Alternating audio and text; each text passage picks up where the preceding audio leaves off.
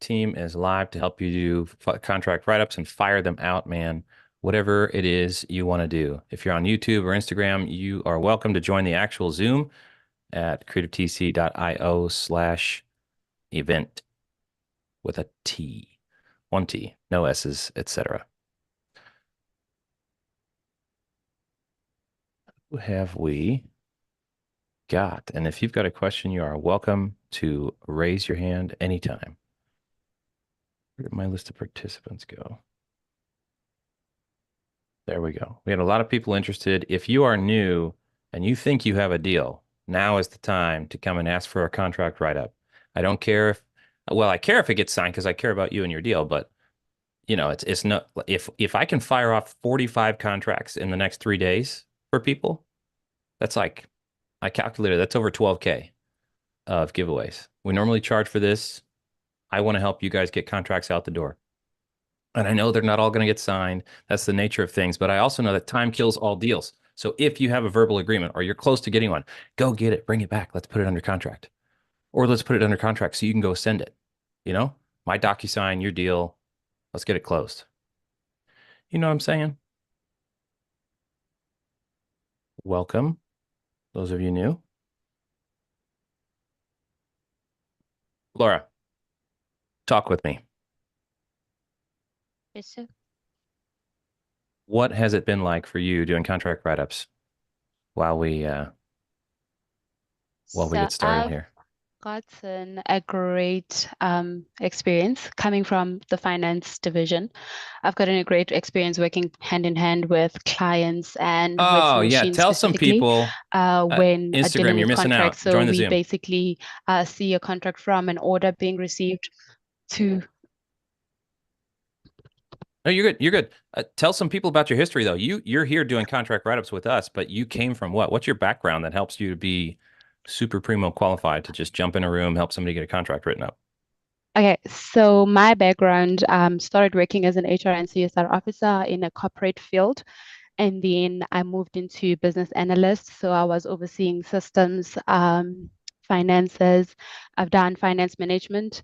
So being at Creative TC had actually opened me to a different platform and also being in a different field where now I had get to deal with contracts, facing clients, having to draft a contract for them, and dealing with also the American sphere, not just South African part of it. And, that's been the most amazing thing for me. And I've actually learned creative finance to be specific because I haven't had an experience in there, but Notion has been a very good structure for me. And she's actually taught me how to go about with the contracts. Now I can confidently draw up a contract from the beginning till the end, contact the client. And you're And fast. yes. You're fast at it. So we've Yep. got at least 4 people on this live that are ready to jump into a breakout room if you have a contract that you think might get signed. By the way, if you've never used Zoom breakout rooms, we've got 15 rooms open. We got the main lobby everybody's in. We got 15 Zoom breakout rooms. And if you have a specific question, we can use a breakout room for a consult, private consult. We'll help you write that contract. We don't have to blast your address to the world or any of that stuff. Okay. So that's what we're trying to do today. We're trying to help you get your deals on paper. We'll help you make it a deal. I see some new names I haven't seen before. And you are absolutely welcome to raise your hand, ask a question, anything you want there. Show chat. I got the Zoom. I got the Instagram. I got the YouTube. Laura, excited to have you on the team. Thank you for all your time and dedication and being speedy with these things. It is good to have you on the team. Thank you.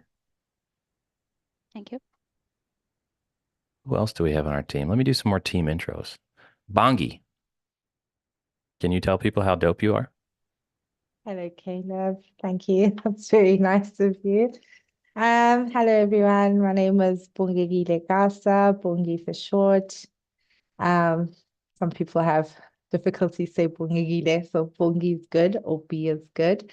I am an attorney. I have a legal background. I've specialized in intellectual property, commercial Um, Law, I come from a corporate sphere. I was an associate in one of the big shot law firms. I wanted to just break away from the rigid system of being in the office and practicing law by just going to court and sitting at your desk all day. So I like innovation, thinking out the box, using my legal knowledge in different ways. I Yeah. recently joined the contract write-up team. Awesome team to be a part of, lots of room for growth.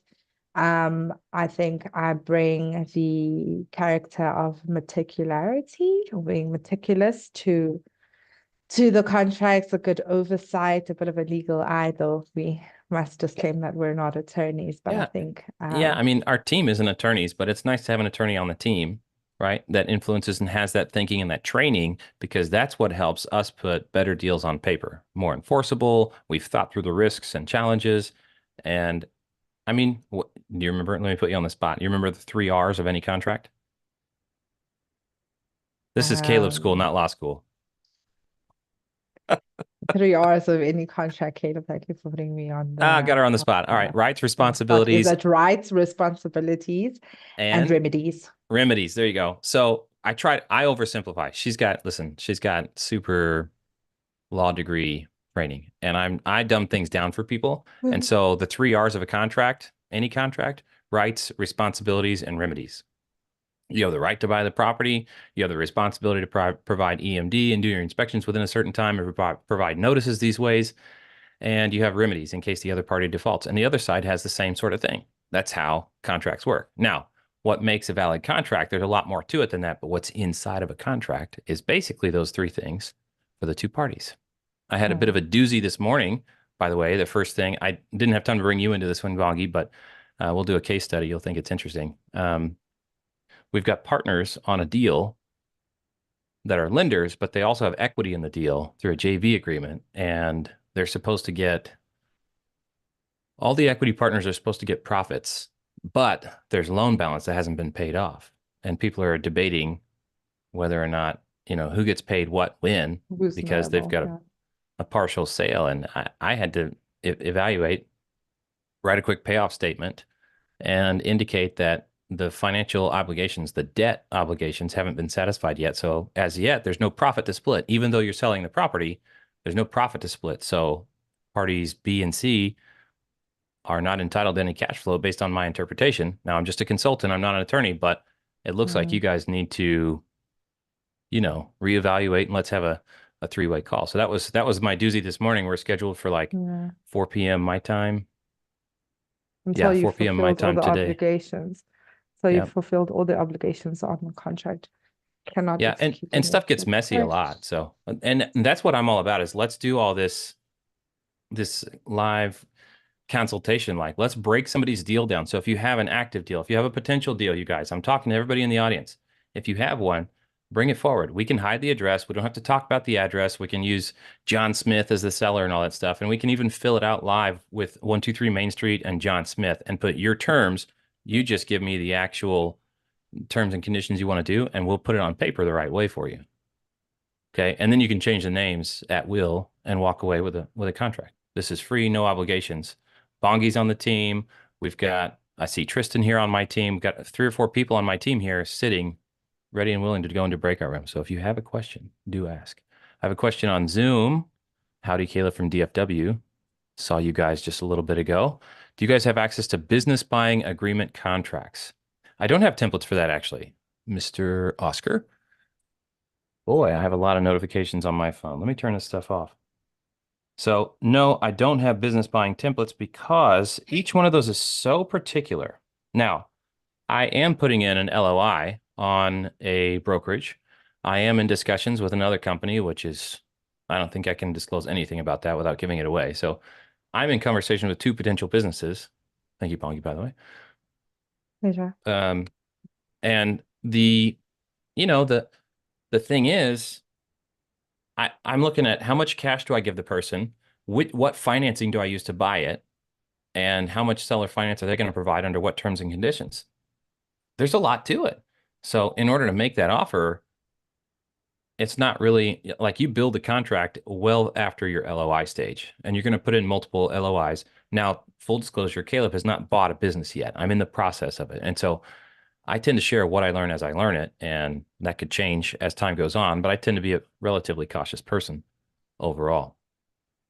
Susan. Caleb. Okay, Susan's on. Yeah, Susan. Christy has a deal ready to put together. Christy. Christy. I know that name. Hey, Christy. Do you want to talk about it here with us, or do you actually just want to jump straight to a breakout room? I would love to be able to talk about it here on the live. Yeah, As that's fine. okay. I'm getting in a space I can talk. I was going to say, if you got video, I'll put you on video and we can talk about it. But Yeah, hang go on. ahead. Let me talk to the Instagrammies real quick.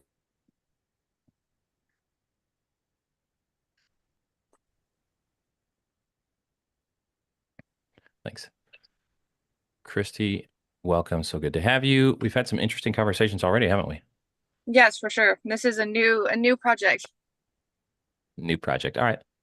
Yeah. So, I happened to come across a property here in my area, via a friend that has essentially been abandoned, for over 2 years, which doesn't really happen here, too much in my area.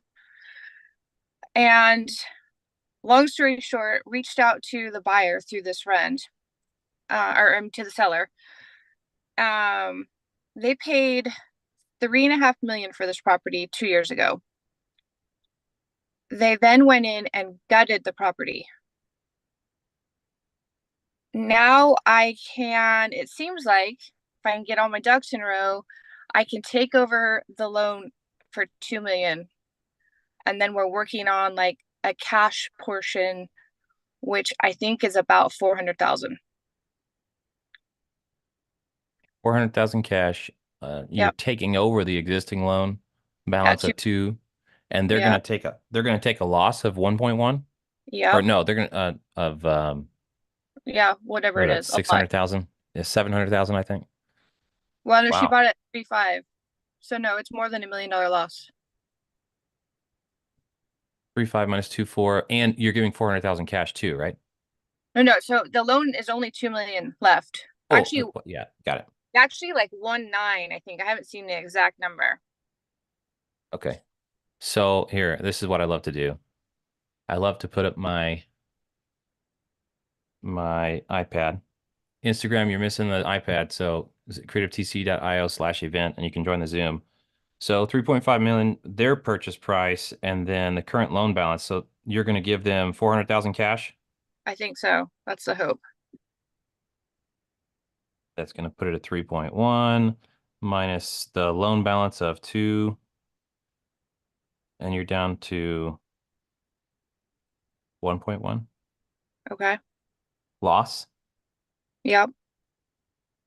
They really lost one. And did they spend other money? They're really going to lose $1.1 million. Yeah, there's a long backstory to this.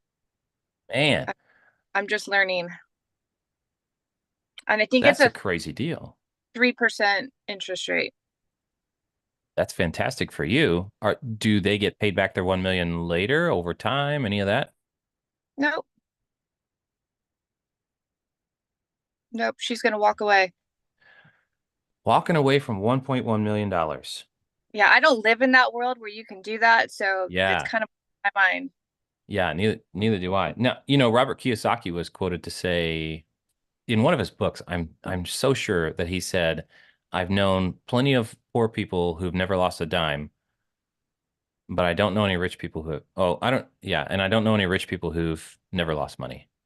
It was something like that. And it's like taking risks. Like you can't safe your way into everything. You do have to take some risks. And it was pretty interesting there. So where do you come into this deal? I'd like to be the end buyer on this. So sub 2.0, 2 million and 400K cash. Yep. And you're partnering for the cash or no? Nope.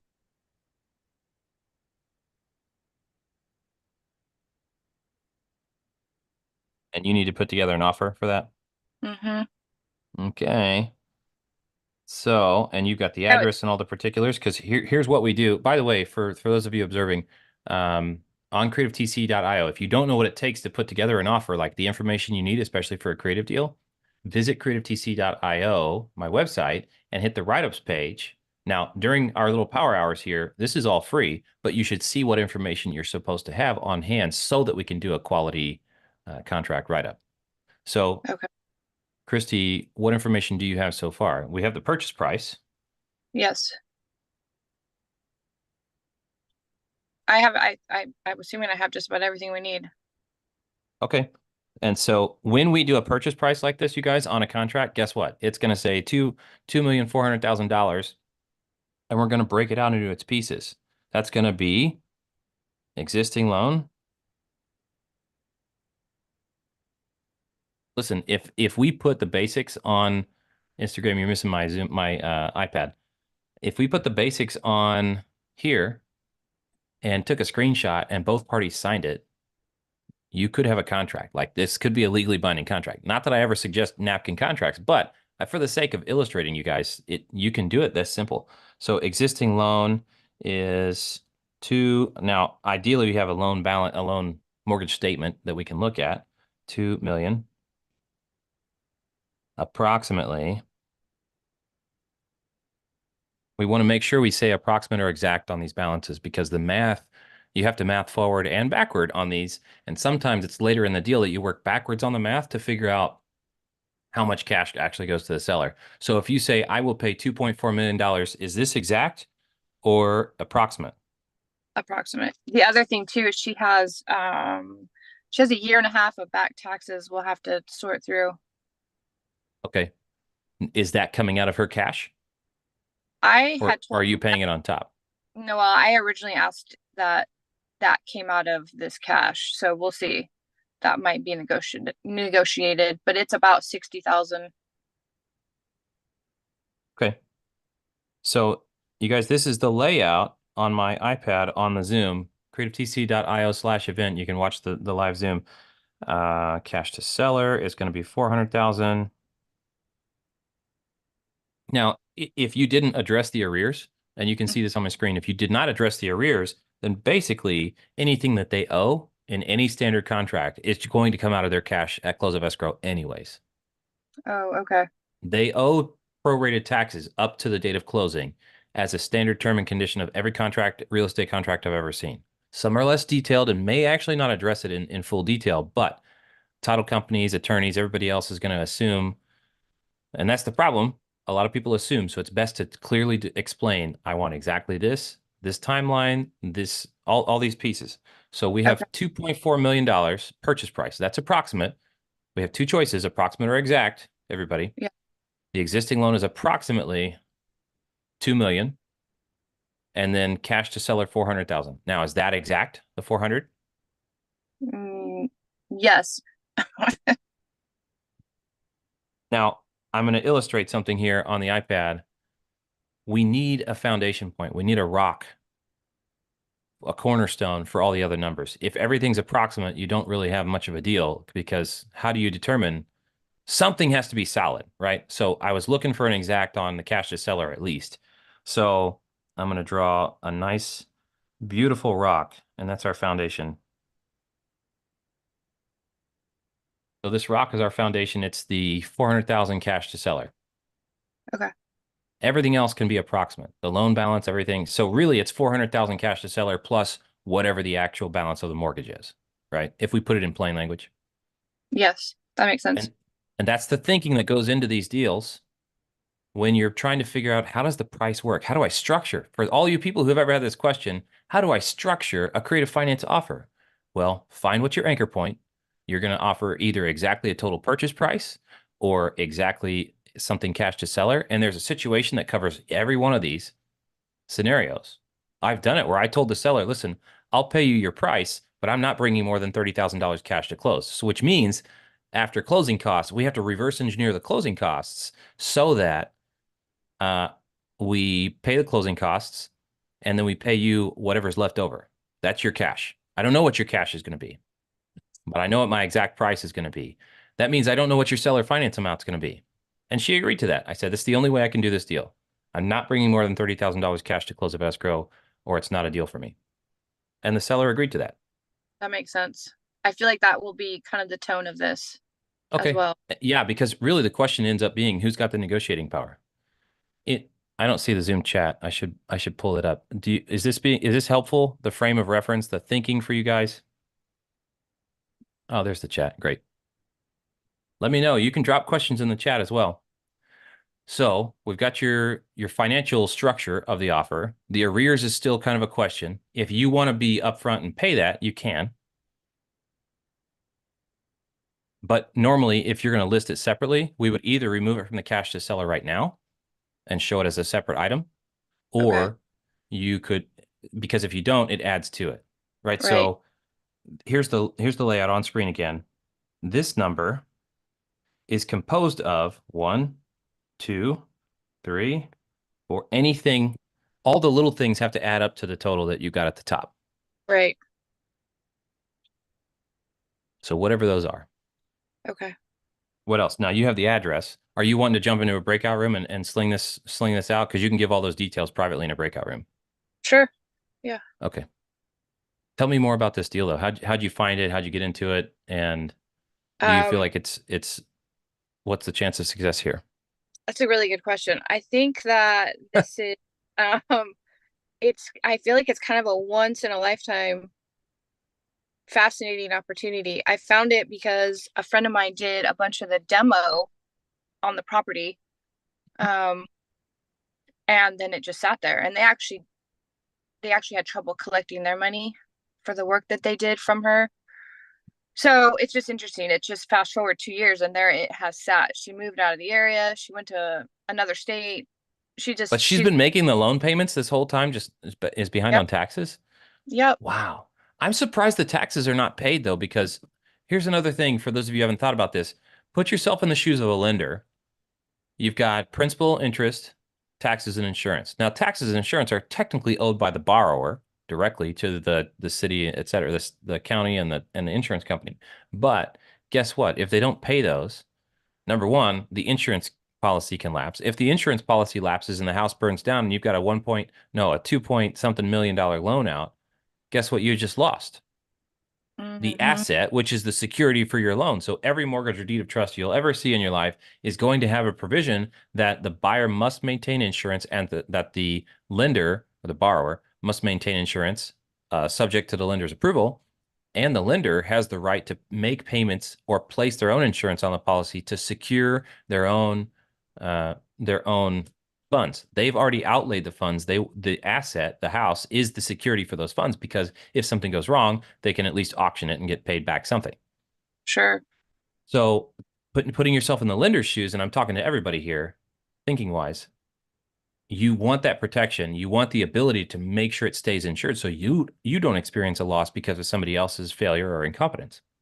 And so Right. that's why you have PITI all four on one payment. The mortgage company's like, I don't trust you. I don't need to trust you. I'll just do it. You pay me 1/12 annual taxes and insurance. I'll hold it on the side, and it won't be a surprise when it comes around, and it's not going to upside down your life because we've already got it paid. I'll make the payments and just keep it up to date. The other side with taxes, so we talked about insurance. With taxes, they can become a superior lien. Sure. So, if you don't pay $20,000 worth of taxes for 3 years, the local county can auction your property for whatever comes in. And Right. guess if is the lender going to get paid? Maybe not if it auctions for too low, because the county just cares about their amount. And Right. so the lender has the same right. They can pay taxes. And so every lender I know is going to Uh-huh. pay taxes and insurance to make sure that their asset does not get the security for their money does not get taken out from under them. That makes sense. So I'm surprised that there's a mortgage on this that's a high balance and taxes are unpaid. That makes sense? Yeah. Yeah, for sure. Well, and maybe she's getting to that space where she's decided she has to do something. It's sat long enough. I don't know. Okay. It reminds me of that is a Vanilla Ice video that came out not too long ago about buying properties and just letting them sit abandoned and they appreciate over time and that's all he cares about. I think it was. I think I know what you're talking about. I'm not sure the exact one, but It's uh, uber wealthy and they let them sit. wow. I also saw a video by somebody across borders who posted a video about, look, you can find vacant houses and squat in them and get squatters' rights and adverse possession if you're there long enough, depending upon what state you're in. Yeah. So if you have a vacant property, make sure it stays vacant or that you check it regularly, because Yep. adverse possession can even include your fence coming into my yard for 7 years and I don't say anything about it. Well, guess what? You just annexed 7 feet of my yard. Yep, for sure. No, that's a So, real read that too. yeah, crazy. Okay, Christy, let's get you a breakout room with Miss Lara. Okay, great.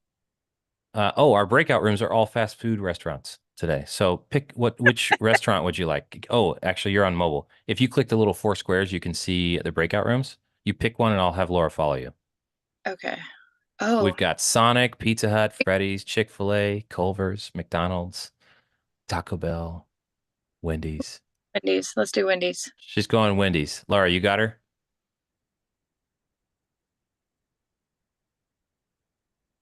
You should be able to join. Yep, Christy's moving to the Wendy's room, and Laura's going to follow her there, and they're going to go do a live contract write-up. Instagram, welcome. I haven't told you recently, creativetc.io/event, and you can join the live Zoom, ask any questions you want. What else? We had a question. Susan says she can't move anybody to a breakout room. Hold on. Technical troubleshooting. Susan, I'm going to make you the host. You make me co-host again. I am still recording. We're live streaming on YouTube, and I get Instagram Live as well. Okay. Dang, I forgot to ask her exit strategy on that. That's a good question. So we'll have to find that out. We said somebody had a question. Where'd that go? Svetlana? Yes. Hi. Thank There you, you go. Caleb, for organizing this Zoom call. I appreciate it. Can we discuss deals, actually MLS deals, or just creative? Yeah, I don't care. Absolutely. Okay. Okay. I live in California, Northern California, Sacramento area, and I would like to buy a house just came on the market a couple days ago. 585 sales price. To buy, fix and flip. Nice area. It's older home, not older, built in 1979. The owner of the house, she has some kind of dementia, and her daughter took to her house. House is free and clear. Okay. I would like to, and here in California, we have to submit offer on California purchase agreements. Are you a realtor? Yes, I am. So you have to. So just to be clear, we do send contracts that are non-California contract, and we get them through escrow with regularity. Mhm. I do respect California and the way things are, especially. So if you don't know this about agents and brokers, they may be required either by state regulation or their brokerage to only ever use the state approved contract or whatever template. So sometimes, listen, I'm just an influencer, right? I got to play by the rules that other people set. Now, if they set crappy rules or not enough, we're going to dance right around them and get our stuff done anyway, the way we want to do it. But So is it you need is to it use the California purchase contract to make an offer. We're talking a creative finance offer here? It depends. I'm okay with regular offer, but Okay. the challenge is I don't have proof of funds letter to submit with the offer, Oh, and I that's a will hot need button to, issue. Proof of yeah, funds. and I need to raise fund for down payment, even if I Okay. go with private money, but down payment is another challenge. So you need to either raise capital, find a partner, etc. Do you have an exit strategy? Have you underwritten this? Have you got any experience Uh, doing this type of deal? I'm going to grill yeah, you because this is what I want is for you to understand the questions that your partners, lenders, etc. are going to be asking you. Go ahead. yes. The exit strategy is to sell property. Not much. The house in light cosmetic it's very outdated, but maybe about 50,000 to remodel it. Okay. if we use, my husband is general contractor, and we would do the flip at cost. It wouldn't cost us as much if we hire someone. Okay. So your purchase, that's cash. It's a cash entry with you're flipping for an exit on the MLS. If I put cash, but actually I'm using hard money lender, wouldn't be misleading that it's cash offer? So what you can do, actually, one of your questions and concerns was, and I'll share my face again. One of your concerns was you need a proof of funds letter. There are private lenders and hard money lenders who will look at the deal and they will approve you conditionally and they'll give you a letter of approval. And so you can make your cash off. You can basically cash offer means it's not contingent upon approval for financing. So ideally you get approval for financing already, but a lot of people will mix and match that and mean the same thing. Cash offer, hard money, they mean the same thing. Technically, they're not the same because you are subject to a lender's approval. And, you know, to be sensitive with real people's lives, seller's a real person, and the seller may have this, they may have this challenge of they've got their moving boxes and all the stuff and they're ready to move out and your lender drops the ball. And that's why people want to see proof of funds and why it's best to indicate it's that you do have a lender. So to get a letter of commitment, and that shows the proof of funds. So if you can build that relationship with a hard money lender or go talk to these hard money lenders and apply. I have hard money lenders, but for 70% LTV loan, but and the you don't have rest, the 30%. And they don't like second position liens. And so the structure on the borrow there is that hard money lenders in general don't like second position liens. Okay. So the problem a lot of people end up with is that they can't figure out how to get enough money together to do the deal. Well, a lender, here's what I've been told from lenders. You're welcome to add another partner to your LLC who has the down payment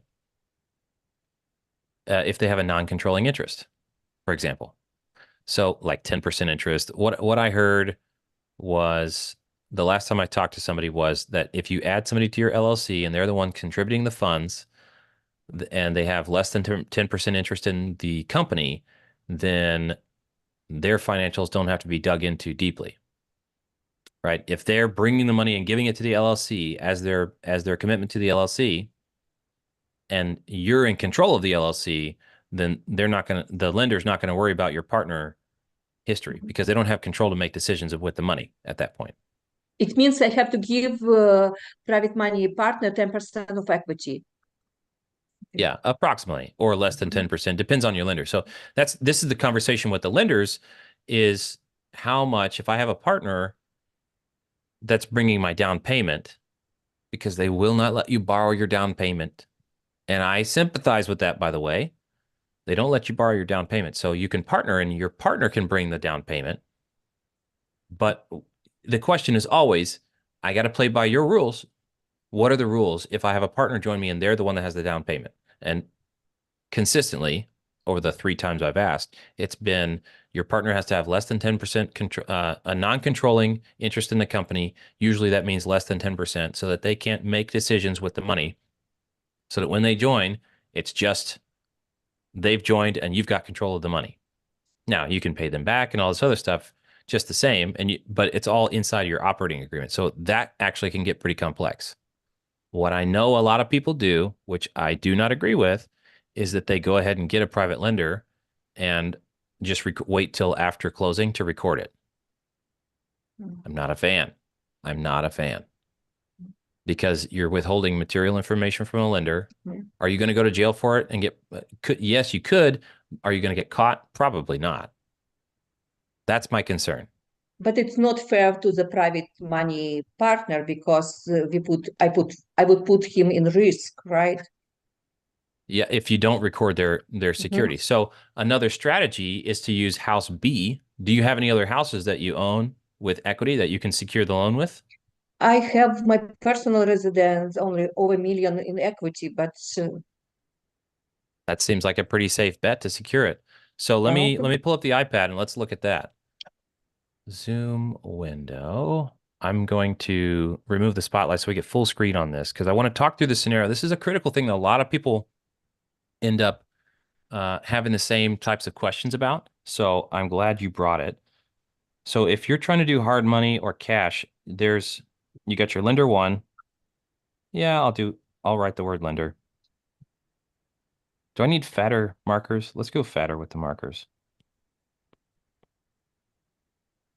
Okay. 70% to find 70% lender, it's just not an issue. I worked with many of them previously. Okay.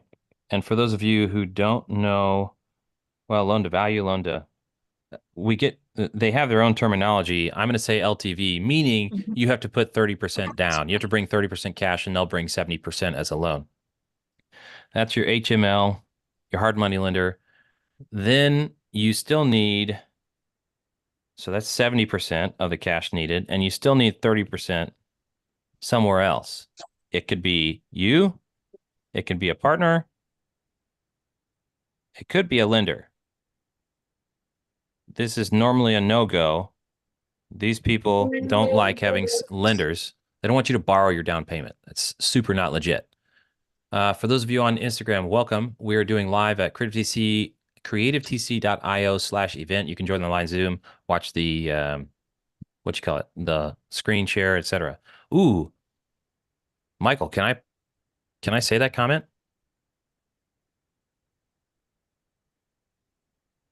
Michael Kim, OG baby. He says, I heard that some hard money lenders will check up for a few months after closing. Wow. To check and see if you did a second position lend. That's white collar crime, baby. You can go to prison for that. You're withholding material information because the documents you sign with a lender are going to ask what the source of funding is. Where is your cash, your down payment coming from? If you hide it, if you lie, any of that stuff, that's fraud. So again, they don't like it to be from another lender on the same property. Now let's look at that. This is the house you want to buy. And the lender is going to record a lien. First lien against this property. They don't want a second lien.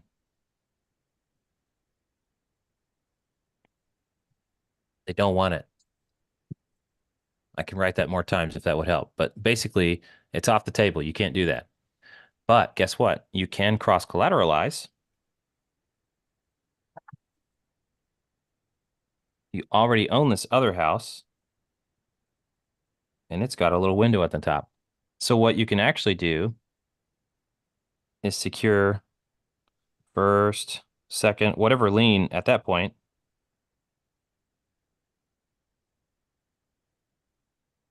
On this one. Does this make sense? Is the diagram helping? Okay. So yes, the lender still does care where your cash came from. So they may still care that you're borrowing it. That could still be a problem, just to be clear. But they're definitely not going to allow a second position lien at closing unless they're a private lender who understands there's other lenders on the deal. So you can cross-collateralize. Now, you may also need to season that money. Who knows? If you let it season for 2 or 3 months and you just hold it there. Ideally, the cleanest transaction for me is going to be where you get a partner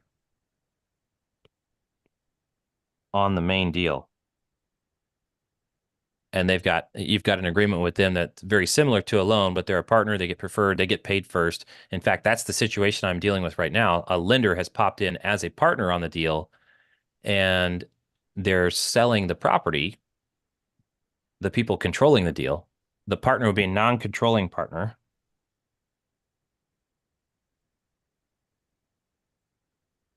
Caleb, what if I want to buy another property in 1 month before this house is sold? It means I have to create new LLC. I could not add another partner to existing one with first partner, right?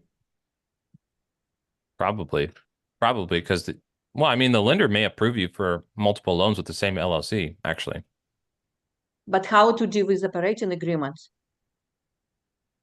Yeah. So if you've got that separate operating agreement, you would have like these custom resolutions and agreements between you and the partners. And so, yeah, if you're bringing a different partner in, you're probably going to need a different LLC.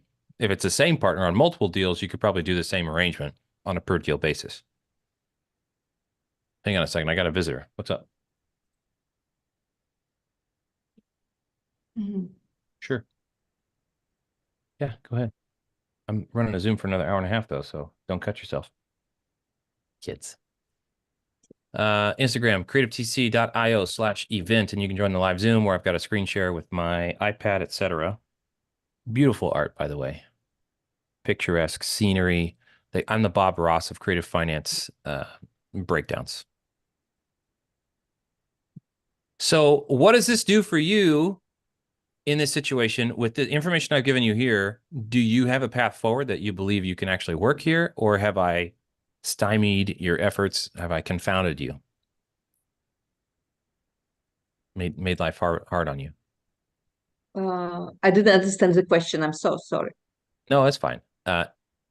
With this information, are you now equipped to be able to move forward? Or does this actually show you that you don't have a deal, or you can't have a deal, or something along those lines? No, it helped. I will post ad in Gator's Facebook presenting the opportunity or whatever. Just looking for private money lender or private money partner. Yeah. Thank you, Okay. Carl. The partner route works. What gets messy is these operating agreements and or whatever the JV agreement ends up being. It needs to be a full-fledged thing. And you need to have a demand in that document that requires preferred returns. You get paid back first. Your interest in the company is considered shall be treated like debt when it comes to calculating profits. So profits are not realized unless and until your amount has been paid. Not you, but it would actually be your partner. The partner needs to get paid in full before any profits are calculated. Things like that. They would get preferred returns. They don't have a controlling interest. So they're throwing a bunch of money at you saying, I'll join on this thing. You pay me this return, and I have to trust that you're going to go get it done. And if you don't get it done, they don't have very much recourse. I will need to use TC definitely. That's a pretty custom. Here's my challenge with a custom agreement like that too, is it's more attorney territory than anything else. I don't like attorney. I haven't seen attorneys that I like for the most part. I've fired too many attorneys at this point in life, and when it comes to this outside the box thinking, and I got Bongi on the team. She's been trained as an attorney.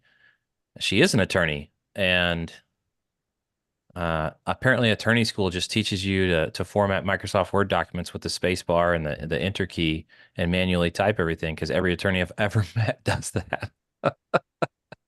And she knows I'm just digging at her.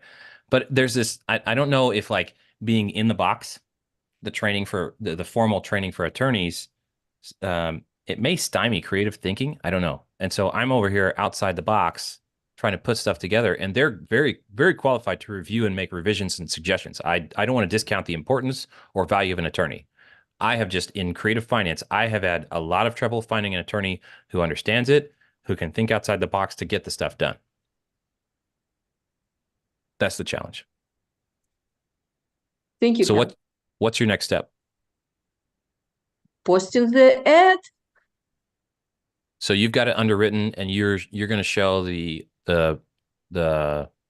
profit. Now, make sure when you post, though, you've got credibility, right? Your husband runs a company that does this sort of stuff already. He's general contractor for many years. Yeah. And we used to do fix and flip. Yeah. But for the last several years, we're just doing Airbnb. I'm Airbnb host for 6 last years. Okay. All right. Well, make sure you highlight that on your investor profile. You're a fix and flipper, and you've got years and years of construction experience. Like, make sure people understand that and get good comps. Pay somebody to do good comps or something like that. Have a third party so that you can show, like, if I'm you and I'm trying to be as legit as possible when I go solicit partners, I'm going to say, I have a deal. I need how much money do you need from your credit partner, your cash partner? You know, it's about 600,000 sales price, Okay. and 30%, it's about 200 with closing cost, Okay. 200,000.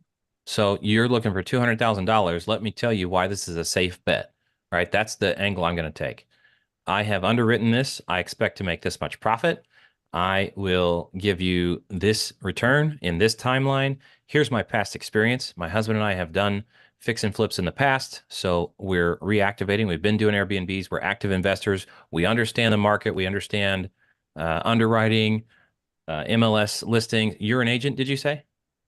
Yes, I'm a broker. You're actively an agent, so you've got access to the MLS and good comps, et cetera. And you like, this is what I would do is I would have somebody else, a third independent partner, do like a BPO and or something else, like pay for somebody you don't know to give you an evaluation of current value versus after repair value and say, third party did this. I've got a hard money lender on board. We're happy with all the things and I need this partner. And this is what the opportunity is. Don't ask for money, present an opportunity and why you're so legit that they shouldn't pass it up. You know, if someone who does not know the situation, the right deal, not much equity left for profit, but because we would do it at cost, as I said, because my husband would be involved, it just make numbers different. Yep. You've got a unique advantage that somebody else does not have. So I like it. Good. Good. Thank you, Kel. I appreciate you. Absolutely. Great question. Thank you. Thanks for coming on. Yeah. Does anybody else have any questions? I don't see any raised hands.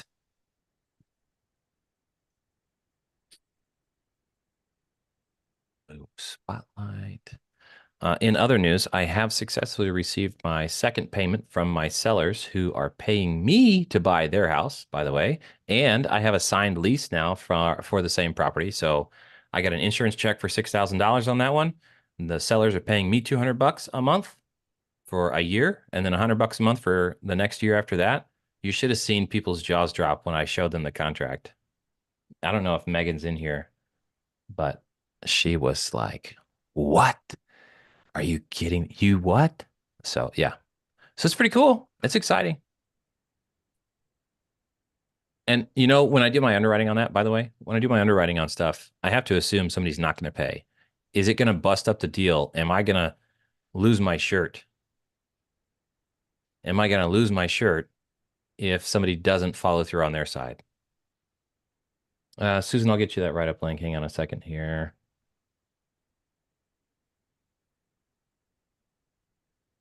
If you have a write-up, I would love for you to talk to me on the live here. But if you have a write-up request, you can submit it. If it's during this little power hour session we got here, you got it. We're including it. We'll jump in a room with you, write it up, no cost. Okay. What I if want we to fire talk out 45 of these. Come on. Yeah.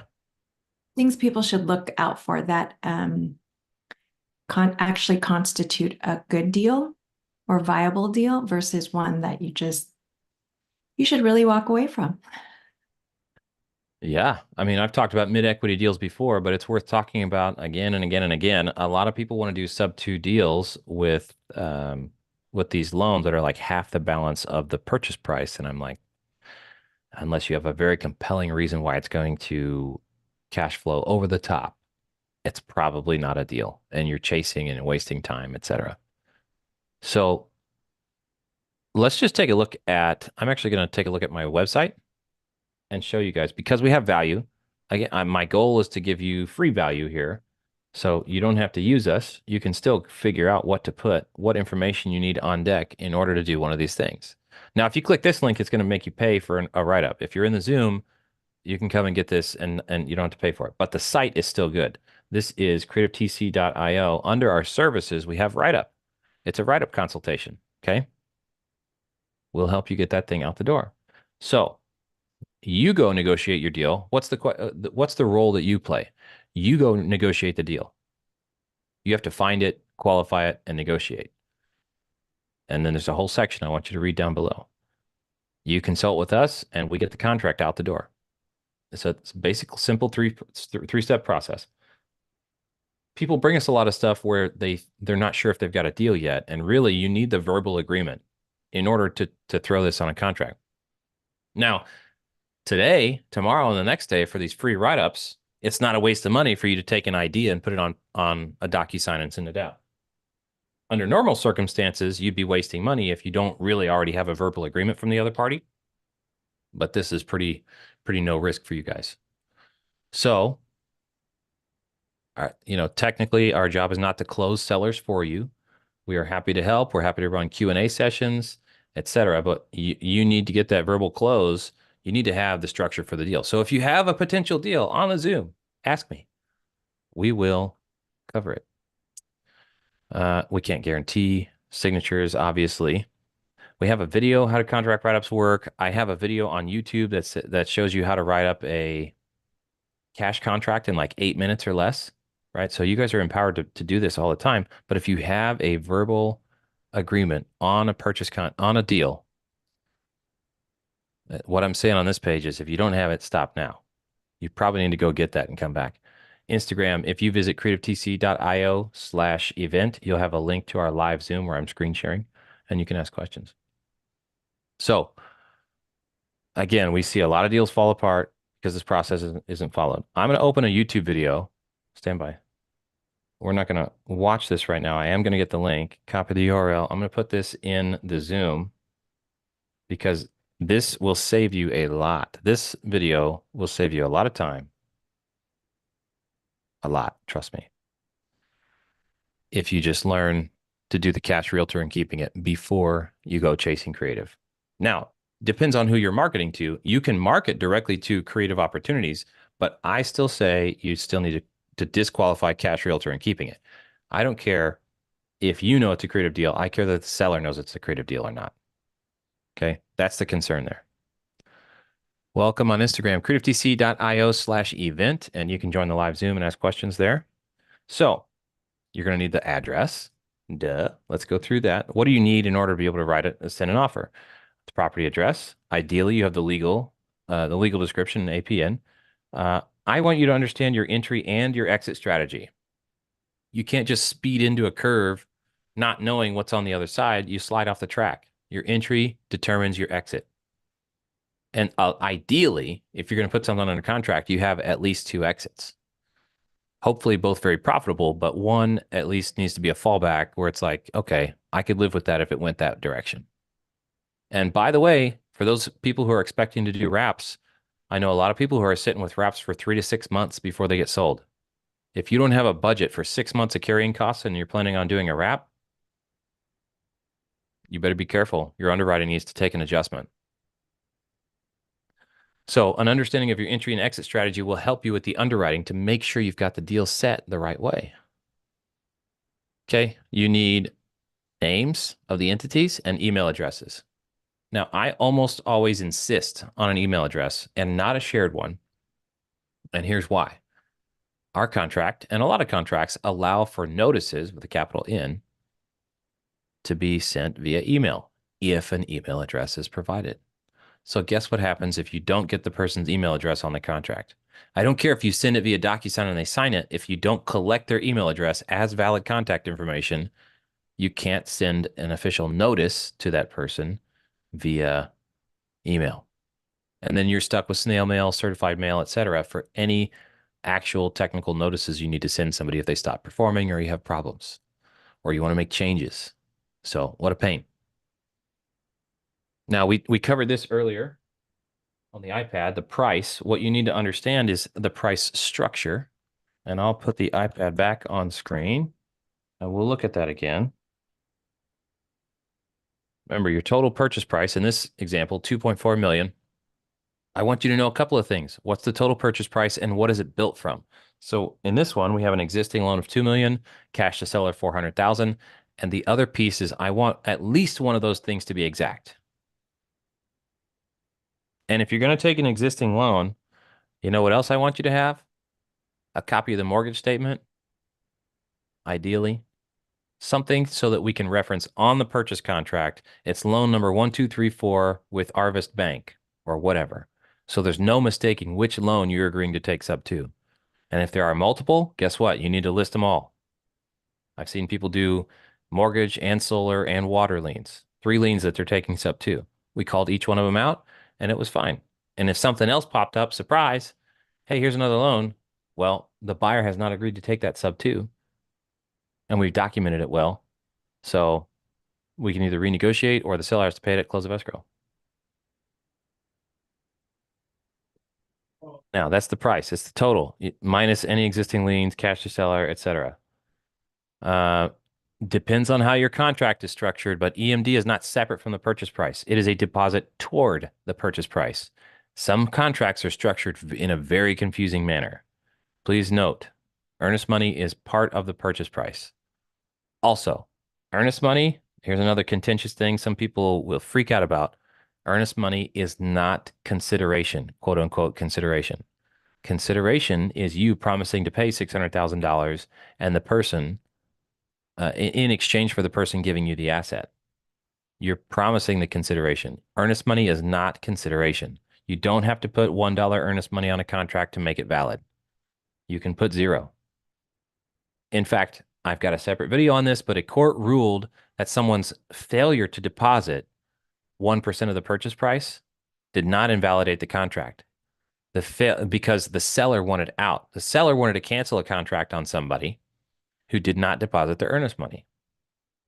I read the court case.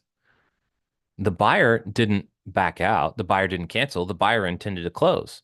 And the seller got a better offer, surprise, and said, no, you never deposited earnest money. This is an invalid contract. And it went to court and it was heard all the way up.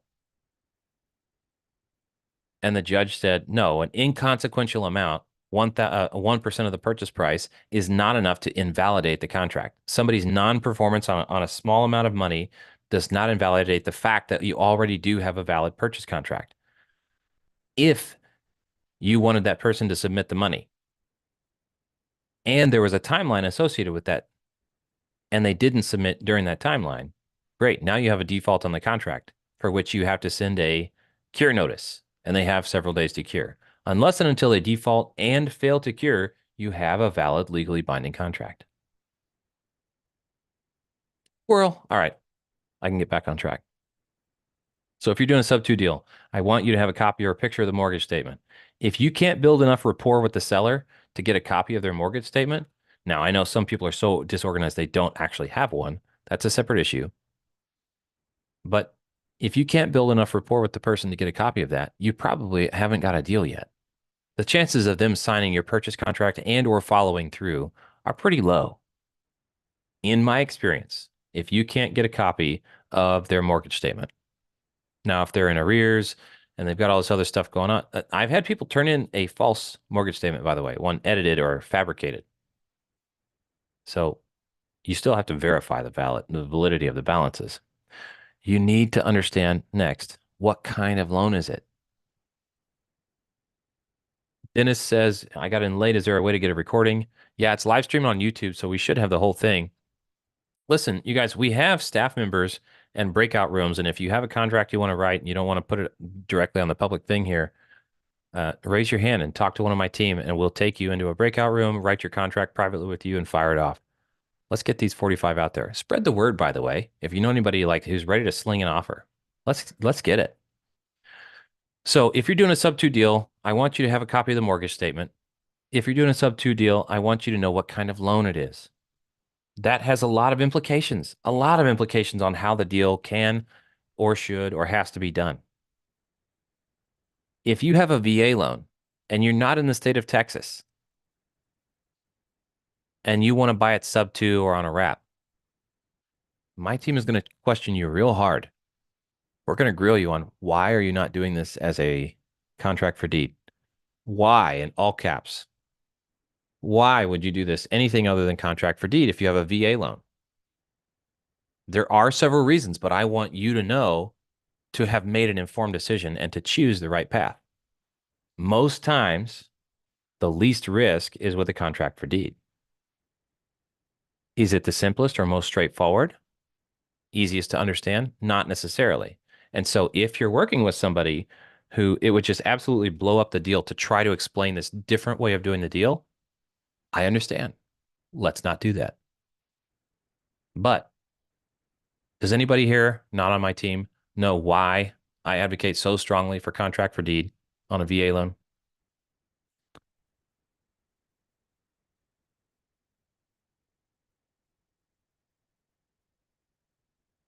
Anybody?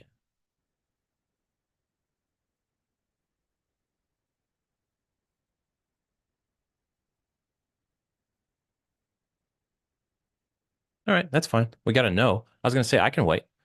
A no is still a valid answer.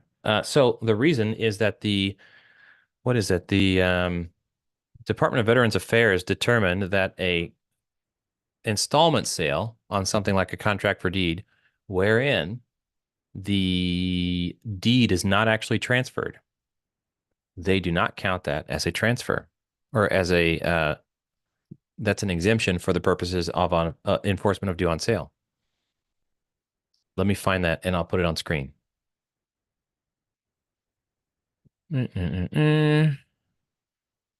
Download. I can actually upload that into the chat for those of you here to read it and have a copy for yourselves. Welcome on Instagram. We're live doing screen shares on creativetc.io/event. You can click the link and jump right in. No registration required. Bring your questions, contract opportunities. Let's rock and roll, baby. Nope. All right, so I put that in the chat and I will open it for you. And let's look at why the VA says, or why contract for deed is such a fantastic idea when you've got a VA loan and you're not in Texas, because Texas basically, you don't do contract for deed in Texas, all right? So this is an excerpt of the actual document. You want to go find the whole thing. The title's up here. You can find it and go do it. Now, unrestricted transfers. We're in this section S, unrestricted transfers. Loans may not be accelerated due to these types of transfers. Fantastic. This is great to know.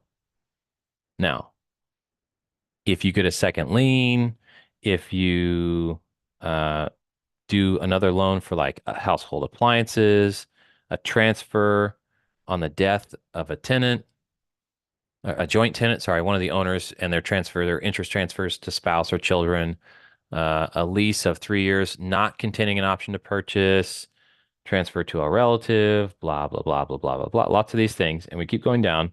Continued on the next page, VA does not consider a sale on installment contract, contract for deed, or similar arrangement in which title is not transferred from the seller to the buyer to be a disposition of the property. They do not require prior approval.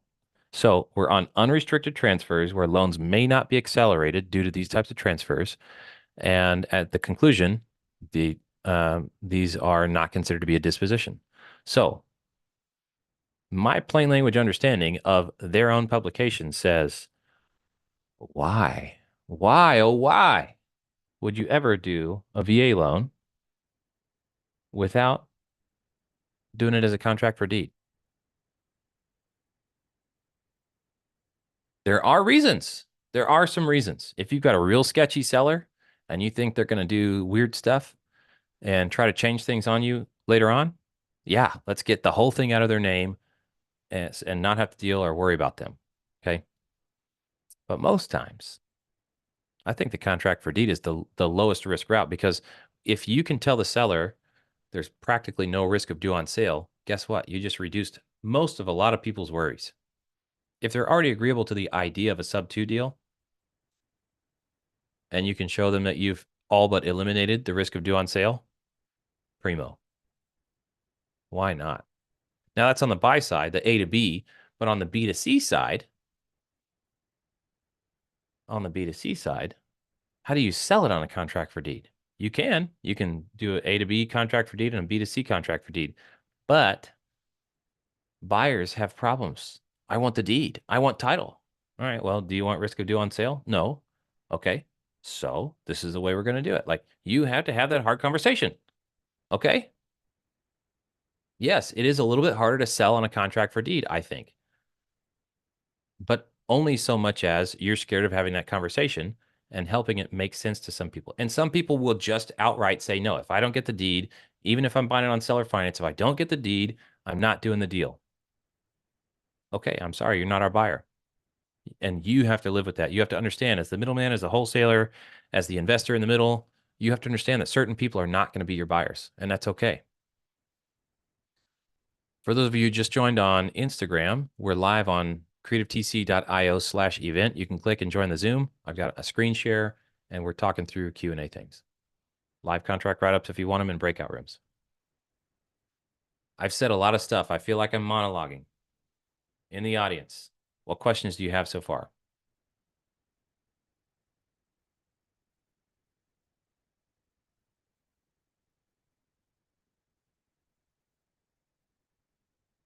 And to get some polls, get people engaged here. I can't tell if I'm bringing you guys any value if I don't have any feedback, to be honest. And I don't want to be a jerk about it, but what resonates with you? What questions do you have? I thrive on that feedback. You don't even have to tell me I'm doing a good job. You just have to ask a question. That's what I thrive on, because I want to say stuff that's relevant to you. Otherwise, I just talk in any direction for like 2 hours, which is obviously I can do. Can I ask you a question? It's Yeah, Alan. please. Okay, let's say VA loan. I don't have anything working on. I'm just hypothetical. VA loan, and you do contract for deed. As far as the insurance goes, whose name does insurance go? Because since the deed is not in your name. Yeah. Okay. So the question for Instagram is, whose name does the insurance go in if the deed's not in your name in a contract for deed situation? That is an excellent question. By and large, in my experience, again, I'm a consultant. I influence things. I don't control them. All those, legal disclaimers and whatnot. And acknowledging that I have to play by other people's rules. It is up to the insurer to decide what they will insure. Now, my research overwhelmingly indicates that the person whose name is still on the deed is the person with the insurable interest. That's an important factor. I have, in the dozens of deals that I've done with contract for deed, every time the insurance agent says, I want the title holder to be the primary insured, you can mark this other person, the little tenant buyer, whatever you want to call them, like they really don't care that much. They want that person to be marked as an additional insured if they're going to be on the policy at all. And that the owner occupant, who's not the legal owner yet, do you follow? That person does not have the deed yet, and therefore they don't have the insurable interest. They do have an interest in the property, but it's subsequent or it's secondary to the one who holds title. They need to get a renter's policy. So you need a dwelling policy, which is typically a landlord policy. Again, I'm saying you need, but this is based on what the insurance companies are going to tell you. You have to play by their rules. So I can tell you the layout or the format of the insurance setup, but it's always subject to, hey, insurance guy or insurance lady, this is what I'm doing. I have sold a property, or I bought a property. Let's say that I bought a property. Here's how I would explain contract for deed to an insurance agent. I bought a property. It's effectively a lease to own. I don't get the title until I finish paying it off. I have the right to finish buying it and refinance at any time. I have equitable ownership and use of the property. It's just legally, title has not transferred from seller to me yet. Some people call that a lease to own. The document is actually called a contract for deed. It is recorded on the public record, so I do have a documented interest in the property, and I need insurance. I've heard two things. This is me still talking to the insurance agent. I've heard two things, and I need you to tell me which one your company supports. I've heard that I need a landlord policy in the name of my seller for the dwelling itself, and I need to get a renter's insurance policy for the contents or my stuff inside it. Two policies. I've also heard, and it's rare, this is 2 out of several dozen deals, 2 insurance agents have told me, absolutely not, you can't do it that way. The person who's living in it is effectively the buyer. They own the property in every sense except the legal title, and therefore they need to be the primary insured as a owner-occupant homeowner policy. And I get the logic behind that. And it's the insurance company that has to make that decision. And I can't speak with authority because I'm not inside of their organizations, and I've not seen a court case or an insurance claim that went to court where somebody insured it that way and the insurance company refused to honor the claim. But I have heard both sides. My research indicates that it's going to be the landlord policy in the name of the seller, with you as an addition, the buyer as an additional insured on that policy, as well as a separate renter's policy. And that's what most people I talk with are comfortable with. After talking through both options, that's the way it ends up going. Okay, thank you. Good question. Excellent question, in fact. Thank you. Can I add something to that? Yeah. As a buyer, can they be bought with a trust in the same situation? Absolutely. Oh, okay, okay. Yeah. An entity is an entity. A person is an entity. An LLC is an entity. A trust is an entity. So entities can own and operate things. All right, understood. Thank you. Excellent. Thank you. That was good. See, I just need something to vibe on. What other questions do you have? It doesn't have to be anything specific. It can be super general. I was expecting more people with contract opportunities to be in here, honestly.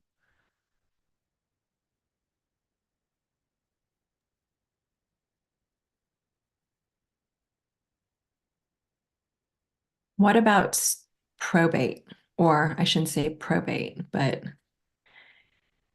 what you should be careful of if there's a deceased person attached to the property.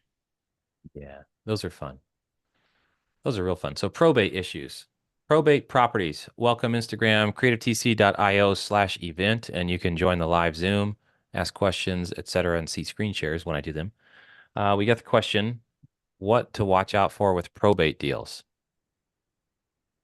A lot of times when someone has died, an owner of a property has died, there is this concern with, well, has probate been settled?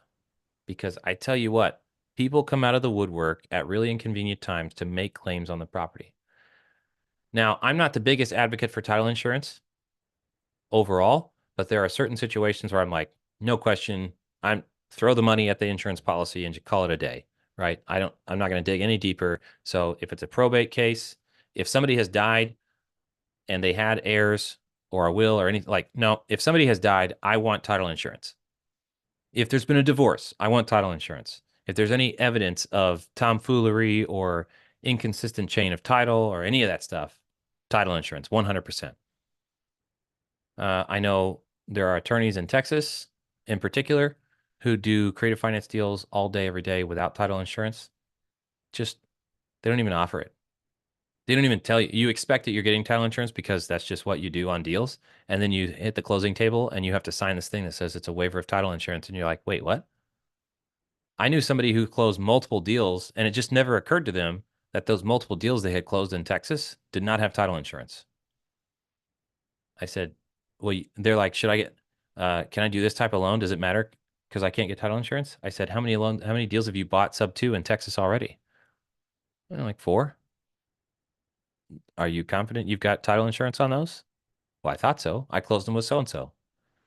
You did not get title insurance because I know that person or company does not provide title insurance. They don't even offer it. He's like, well, what's the point? I said, I know. But you've gone this far. So, that's the question. That's the call to make. So in the probate situation, I want probate to be settled. So there are good strategies in probate, though. Time kills all deals. So if you talk to somebody, even if they don't have 100% full authority to sell the property yet, there is still value in getting a contract. Is it legally binding upon that person and or the estate of the deceased? No, not if the person doesn't officially have authority over the estate of the deceased person. Deceased means dead, by the way. The decedent. What's interesting is decedents have descendants. Decedent is a dead person. A descendant is their downstream heir. So because of that complication, I would rather get it under contract than not, number one. But can you sue them for specific performance and all this stuff and really go open escrow? No, but it gets them the mental buy-in that they're with you and you start working with them to help them get the stuff done. But technically, you really don't have a contract until they re-sign or reconfirm after they get full authority over the estate and have the authority to sell the real estate. Just so as you knows. So my team, Creative TC, we tend to avoid the probate deals unless and until there's evidence that somebody has the full power alleys. I like I like Breaking Bad. I see the profile picture, Walter White. Squirrel. We try to avoid probate deals until the actual probate has been settled or there's a letter of appointment as personal representative and it includes authority to sell the real estate. Guess who lost $32,000+ on a deal because we didn't figure out the probate situation? We thought we did. And I knew to look for stuff, and I did look for stuff, and the information that I found indicated that I had checked all the boxes. Well, if you're guessing, I just gave it away. It's me. Guy had the letter of personal representative. So the court appointed him as the personal representative of the estate of his deceased mother. And his father had died a year before that. And so what we were explained when we asked the question was that the father's interest in the property passed to the mother directly. And so she had the sole interest in the property. And when she died, and then the court appointed our seller as the person with authority over the estate of the deceased mother, that he could enter into a legally binding contract. Well, so we moved forward. He moved forward. We had to stop an auction. We fronted money before close of escrow. In fact, we were going to close escrow later that day. So it really wasn't that big of a deal. We just had to stop the auction because they wouldn't delay it. And guess what happened? Just guess.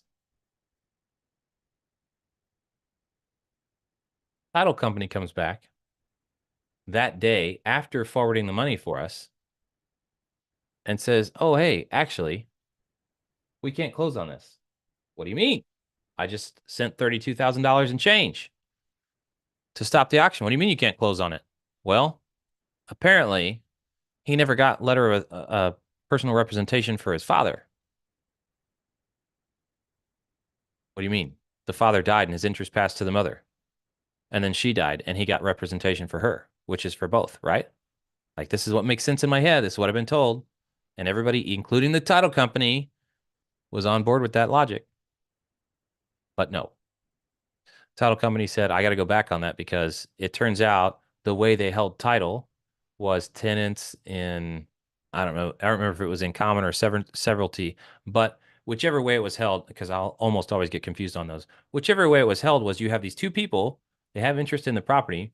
When one spouse dies, their interest passes to their heirs and not to their spouse. And title was held or being held by them in that fashion. And so his interest did not automatically go to the wife. You see why I love probate? I don't love probate. It's a Colorado deal. I lost money on it year and a half ago. So his interest goes to, apparently it's unsettled. His estate is unsettled. And so I said, oh, all right, homeboy, seller, you need to go finish this. Go apply for the probate stuff, get it assigned so that you can honor the terms of our commitment. And guess who went dark on me? Because now his home isn't facing foreclosure. Friggin' sucks. We spent attorney's fees. We won in court and we haven't made a dime. Haven't been paid a dime. So I lost $32K and some change. And I spent another $12K on legal fees, travel, and all the things. And I won in court. So that's what, $44,000 so far out the door. And I'm getting paid nothing. I have a judgment. It's got interest on it.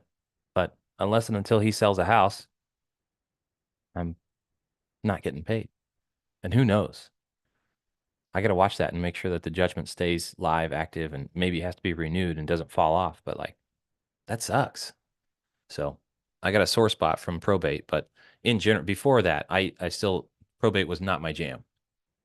Not to be negative on it. There's a lot of money to be made in probate, but you need to know what you're doing. You need to be conscientious and cautious, etc.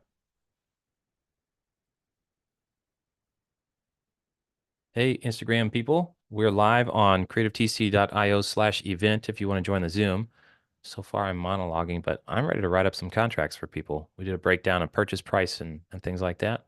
You're welcome. creativetc.io/event, and you can join us there. I'll screen share some more. I didn't finish this. If you're doing a sub-2 deal, you need some certain things. You need a copy of the purchase contract. I'm sorry, a copy of the mortgage statement. Again, it's a rapport thing. If you can't get the mortgage statement, you probably don't have enough rapport to get that deal closed. You need to know what kind of loan it is. Oh yeah, I just took a squirrel on the VA thing. What kind of loan is it? That has implications on how you can close, who you can close with, several things. And if you can, get a copy of the insurance policy declaration. Nobody really ever does that. But if you have it up front, it's way easier for us long term if you're taking that over or getting it assigned. You need to know what terms you're offering. I have performance deed listed here because I want to call it out. If you think you're getting a performance deed, we're going to have a conversation with you and say why you're probably not getting a performance deed, by the way. Hey, everybody. Anything else? Are you getting a lawnmower? Let's get the serial number. Don't let somebody swap out that lawnmower. Don't let somebody swap out that fancy microwave and dishwasher just because you put dishwasher included. That's not enough. Get a picture of it. Make sure you have a photo of which dishwasher you're getting. Try to get a picture of the tag with the serial number, the model and serial. Ideally, that goes on your purchase contract. Not necessarily the photos, you can, but ideally, if you're looking for a very enforceable contract and you're trying not to get jacked by people, you want to get details about the things you're buying. Model and serial number of the device. You send it to me, I'll manually type out that 14-digit serial number. I don't care. That's no problem, but I want you to have the best paperwork and deal possible. And then you're going to need your operating agreement and for you and any other parties in the transaction so that we can get that thing done. Now, Instagram, I'm live on creativetc.io/event. You can come join the Zoom. I'm doing a screen share showing my page on creativetc.io. We have services. Under that is a write-up service. If you click that link, it's going to make you pay. If you come into the Zoom and ask for a write-up, we'll give it to you for free for the next 3 days. Oscar says, do you guys have a purchase agreements when buying an existing business? Is that the same question from before? Different person? I don't have that. My answer for that was that usually you start, do I have a copy of a purchase contract for a business? No, because it's going to end up being so custom. I have not successfully bought a business yet. I'm in conversations with a couple of business owners. I've got an LOI that I'm putting together, but again, it's really, I need to know what the business is so I can make an offer. I feel like it's more unstructured than even creative finance real estate. Oh, went from the YouTube to the Zoom. Yeah, I was like, where did that comment go? That's funny. So, I mean, we could put one together, but it would be based on the LOI. And a lot of times, from what I understand, again, I don't want to project experience that I don't actually have. From what I understand and what I'm learning as I go, the LOI is going to look like one thing, and the actual confirmation purchase agreement that's legally binding for the business is going to look different. And until I've seen and touched several of those, I'm not going to have a template. And even then, I'm reasonably convinced that I'm not really going to have a template. I might have a guideline, an outline, but it's going to be different. Brian Catalan, I haven't seen you in a while, man. Nice to see you on Instagram there. We're live on creativetc.io/event if you want to join the Zoom.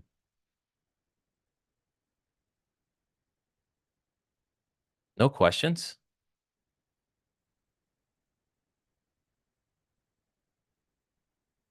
I got stories for days, but I want to make relevant stuff to you.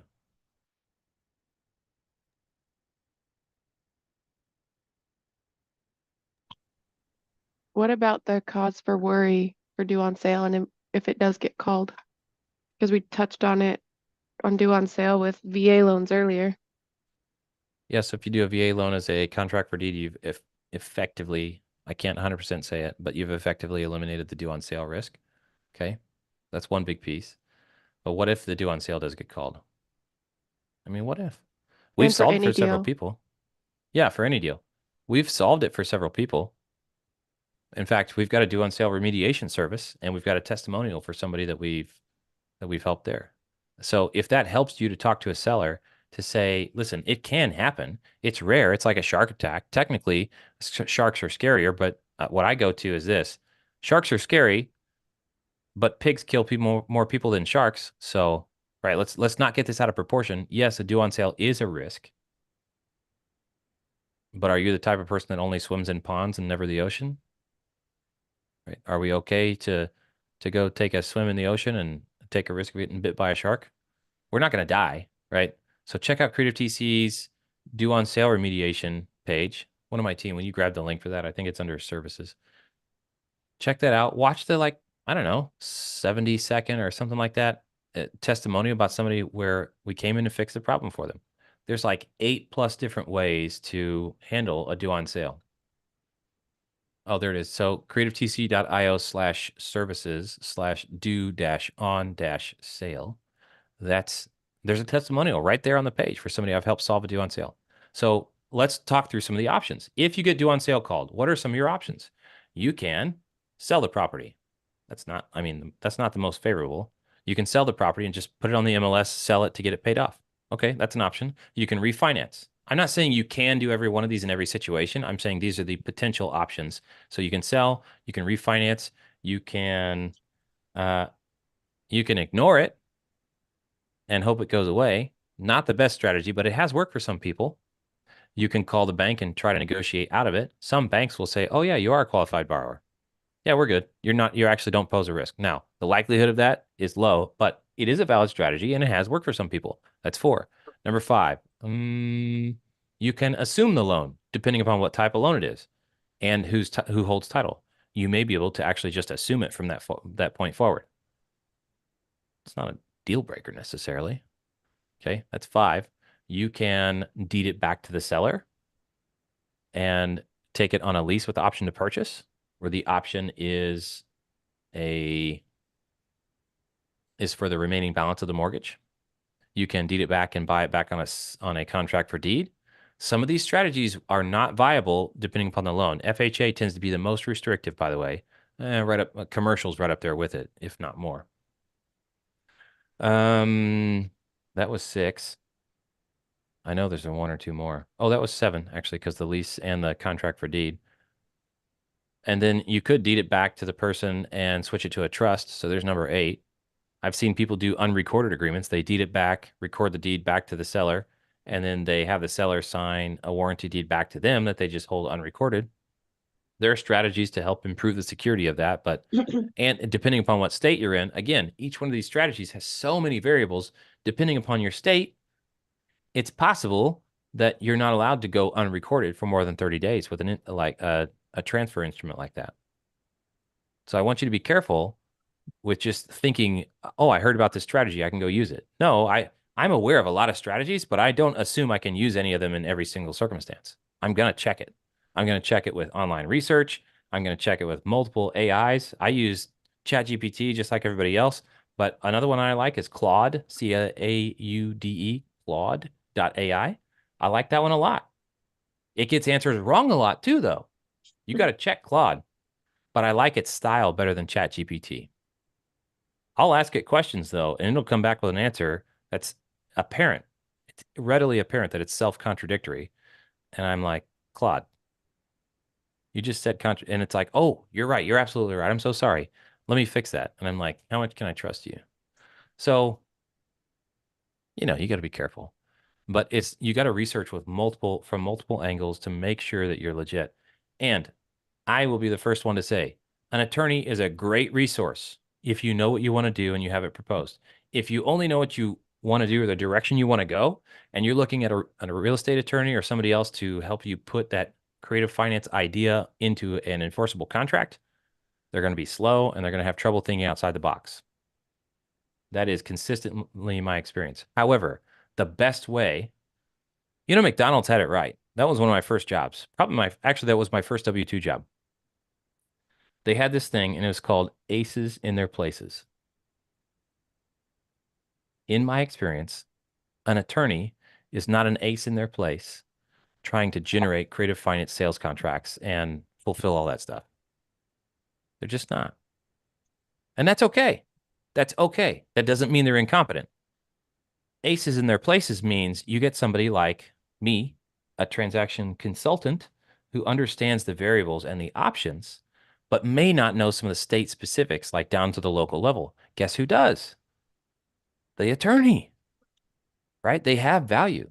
My favorite setup is if I can provide, you tell me the outcome. I'm outcomes oriented. You say, I want to accomplish this thing. My team and I say, okay, here's 4 different paths to do it, and here are the implications. Let me help you make an informed decision. Because it's your call. We're not attorneys. We're not CPAs. We're consultants. We're guides.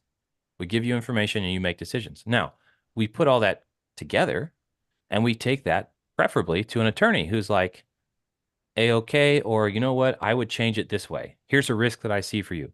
And attorneys should be slapping things down. It's their job to reduce risk and to identify things. Attorneys slow things down. So don't hate the player, hate the game. Like that's the natural path. They are risk reducers. Laura's done with her write-up. No, Sheen's in here ready to do a write-up. Laura, how'd that one go?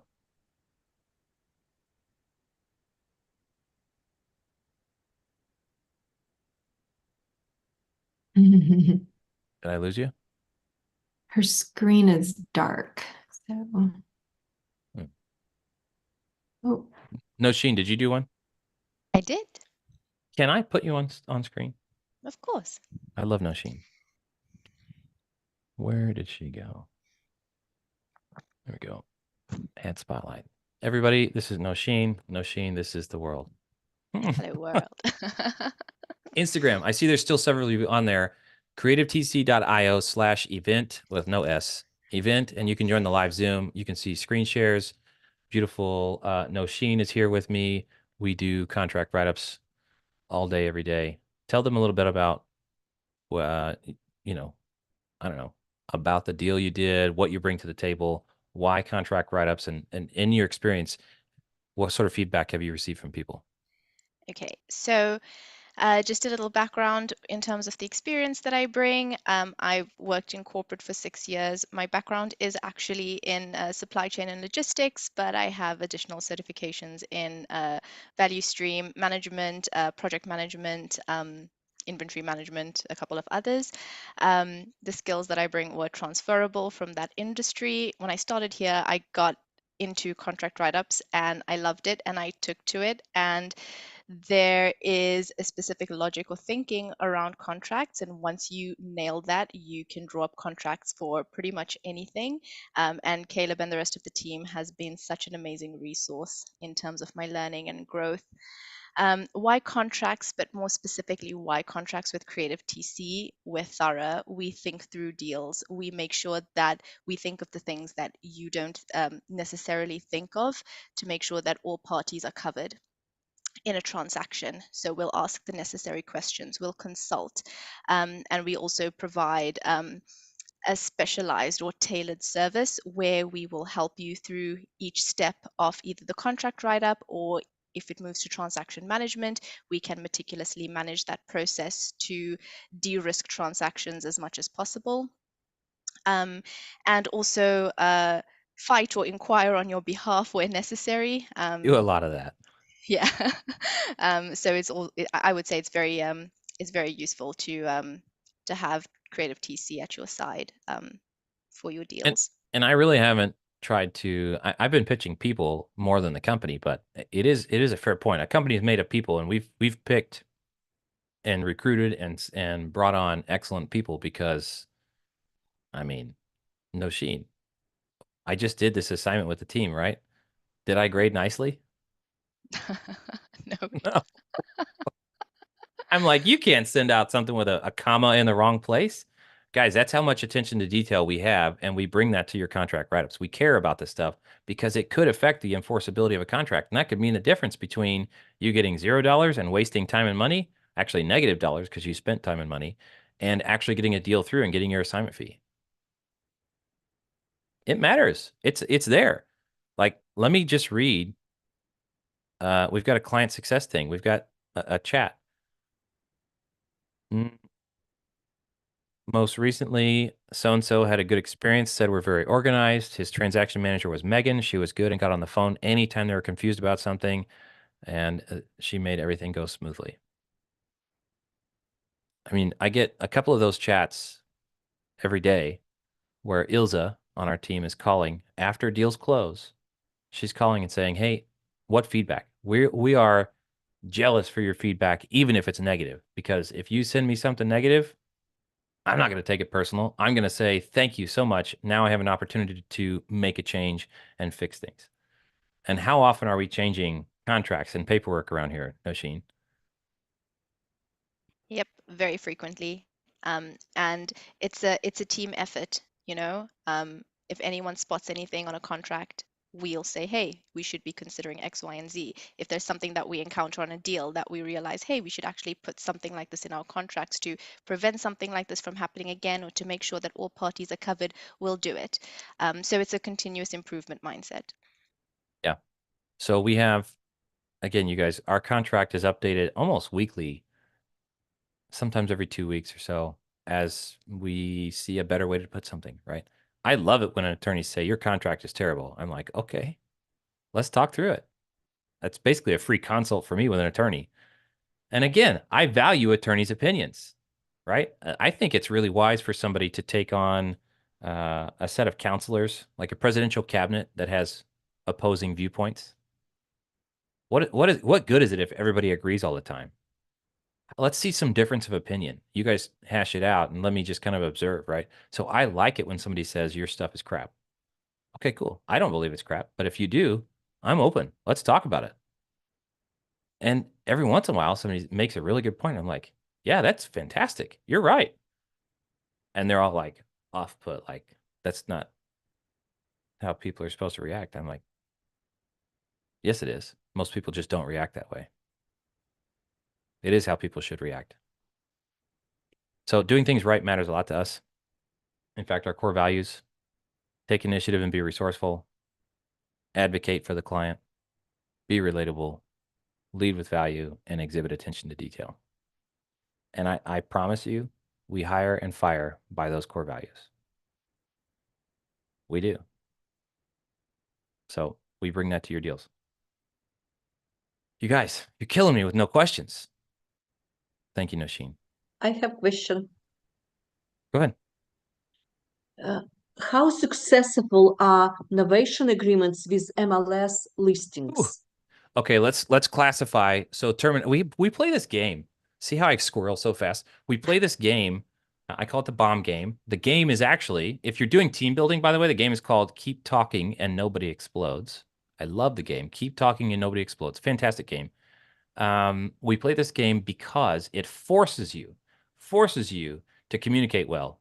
You either learn to communicate well or you hate the person on the other side of the table by the time you're done playing the game. So we do it for team building. And it's like you've got a timer and the bomb's going to blow up and somebody's got the defusing manual and the other person's got a mouse and they have to click to defuse this bomb. You don't see the manual. They don't see the bomb. You're talking about something. They don't have any color. So you're like, it's a blue light. And they're like, I don't have color on my papers. So it's fantastic. I love it. So what was your question? Novation. Oh, so my point is, let's get clear on what you mean by novation, because there's different meanings. One is I classify as the agreement to rehab and sell, and the other is where I put it in a contract, but I go find a buyer and replace my contract with that buyer as long as I get paid my middleman fee. First one. The first one, the agreement to rehab and sell. Okay. And it is an novation because you're doing both getting it under contract and you're doing work on it, but then you're also finding a replacement buyer. You're adding value and then finding a replacement buyer. Now, based on your experience and knowledge right now, what are some reasons that somebody might enter into an agreement to rehab and sell? If, let's say, I share some profit with the seller, offer Profit seller sharing. Okay. extra above asking price. Yeah. Okay, that's one reason. Do you have others? There are several reasons that I've seen people get into them. Some people don't want to list it. We're talking now about off-market deals. Yep, you can do that with off-market deals. Fernando says more money. Yeah, sometimes. Well, what if you could save closing costs? Shoot, man. Closing in some states, closing costs are like fives and tens of thousands of dollars. So what if I could just go under contract with somebody and then replace my contract and get paid effectively an assignment fee from a retail buyer? But guess who doesn't pay assignment fees? FHA, some other major lenders don't pay assignment fees. So you can't do this assignment thing and then get it under contract and then assign it. You actually have to do this agreement with the seller where you have the rights to purchase and to go market the property, and you actually market it on behalf of the seller to find a replacement buyer at the higher price, and you keep the difference between the two prices you negotiated. It's the same thing by a different name. It's just assigning a contract effectively, but it's not technically the same thing. But if house is free and clear, there is no issue like this, right? No, the buyer, a lot of times buyers are coming in with loans. Ah, okay. And Oscar says the sellers don't have funds to add the value needed to maximize the absolutely. So if you've got like a mid rehab property that's not done yet, guess what? It's not going to pass inspection and you can't get a traditional loan. So how do I pronounce your name? Svetlana? Svetlana, you're good. Thank Yay! you. Look at me go. So Great. she's got a great question, but I want to frame the question because there's so much. Are we starting to understand that there's so much that goes into adequately answering a question? So number one, we're going to identify, we're talking about novation, agreement to rehab and sell. Number two, why would somebody enter into those? Well, understanding the motivations really is going to help you understand, these bubbles on Instagram, is really going to help you understand the context of my answer, because sometimes it's a great idea. A lot of times, in my opinion, it's not. So if you're in a state that has extremely high closing costs, and double closing would kill you, if you're in a place where you think the end buyer for your deal is going to be an FHA buyer who has a 90-day anti-flip rule and doesn't pay assignment fees, then maybe you need to keep the title in the name of the seller, right? There are several reasons that are like deal killers, like this is not a deal unless I can do it this way. Great. Now, so the agreement to rehab and sell, what I don't like about agreement to rehab and sell is that you don't take legal title. So you don't have actual full control, and it's usually dependent upon you having a power of attorney, right? And you're not placing liens on the property most of the time. You can and you should, but it also doesn't mean you get paid back in time. Because guess what's true about a power of attorney? Is it permanent? No. No, it's a voluntary engagement, and therefore the seller can revoke, or the other person can revoke their your power of attorney for them at any time for any reason, and you cannot legally require them to give you an power of attorney back. You can't. And so there's just this massive risk, this gap, this opportunity for complete loss of control of the deal, and that's why I don't like those, especially if you're going to drop 50 grand on the property. Thank you. You move this idea from my plate now forever. It's not a great idea unless it needs to be. Now, what's the alternative? I much prefer the contract for deed. Much prefer, because you get equitable ownership and control. It's just title hasn't transferred yet. Okay. The Or jury's lease out for me. option, right? Lease option would work. Lease option, I don't like it as much either. Well, so lease option and contract for deed, in both circumstances, any improvements you make to the property, you still don't have title, and therefore you can't place second position liens. Like you can't borrow money against that property. So unless you're going to rehab out of pocket with cash, it's not, or you can cross collateralize. that may not give you exactly what you need. So some people actually need to close. It would be better to buy it subject to, get the deed real quick, and be able to record your liens and then move to the next stage. That's way safer because your lender can secure their money. Now, if you're the one bringing your cash, it's kind of, it seems apparent as an apparent contradiction to me in my head. If you're the one bringing the money and the work and recording a lien in your own favor, especially if you use the power of attorney to do it, if you don't own the property, like that whole thing gets real messy to me and I don't like it. And I think people would have a really hard time enforcing in court that, yes, I spent $50,000 and I placed a lien for 75. What do you mean you placed a lien for 75? Why not just have them hire you to do the work and you take it on credit with the rights to sell? And like, there's so many, it gets so complicated. I don't like it. I like bowling lanes with the safety, the gutter guards in there, man. I want the deal to only be able to go down and at least hit a couple of pins. I'm looking for deals that don't even give you the opportunity for a gutter ball. So that's why I don't like the agreement to rehab and sell. If you're not spending money on the property, the other side is if you're doing it where you're not actually spending money or you're spending like money you're okay to lose. Like I'm gonna put $5,000 into this landscaping, etc. If they mess around with me and cut me out of the deal and life gets terrible, I can walk away from $5,000. If that's the attitude with the cash you're bringing to the deal to make improvements, thumbs up, go ahead and do it. If it's low or no cash and you can just go find a replacement buyer, I'm good with novations. Thank you. Absolutely. Great question. That's one of those things people have good questions on.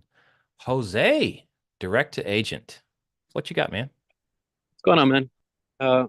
Funny enough, I'm pulling up to innovation right now that I'm doing with a sub 2 member. But I had a question on how the wholesale fee is going to be written because it's an FHA buyer. I listed it, got it under contract. We'll be closing in a couple of weeks.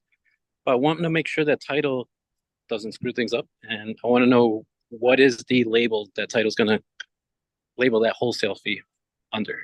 You better not label it a wholesale fee or an assignment fee. FHA, I know. Yeah, FHA lender's going to be like, oh, we don't pay those. Nope, deal's dead, gone. Yeah, so, I heard that. Ideally, what's your relationship with a seller? Actually, I need for Instagram, real quick. Instagram, if you go to creativetc.io/event, you can join the live Zoom. But the question was, somebody's got an ovation and they got an FHA buyer, and they want to know how do they list their fee, their markup, their money, their take. How do they list it on the settlement statement so that they don't get dinged and the FHA won't disapprove the transaction? Do I have it, Jose? Yep, nailed it. Okay.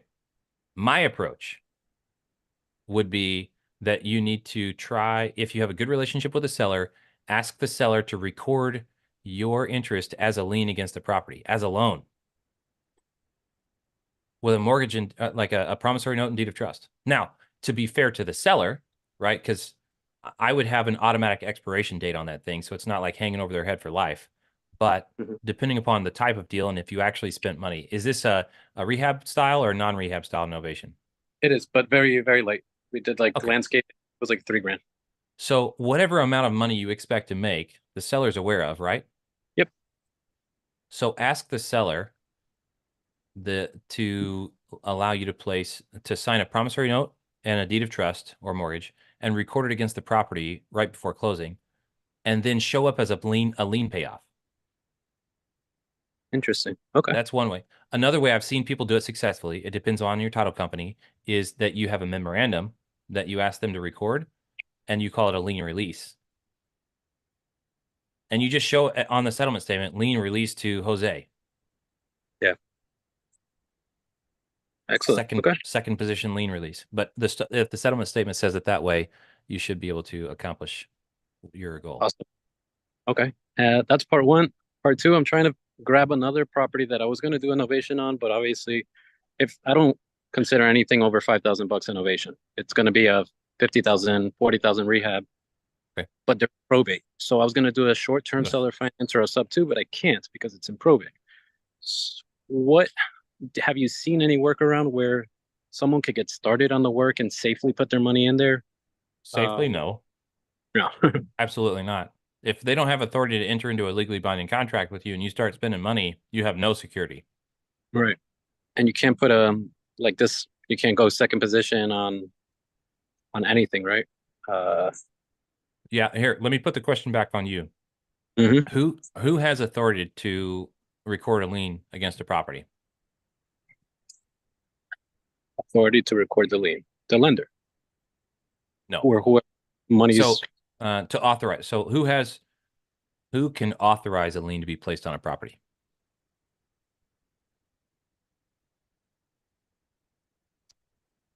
County. Well, it gets recorded. That's who records it.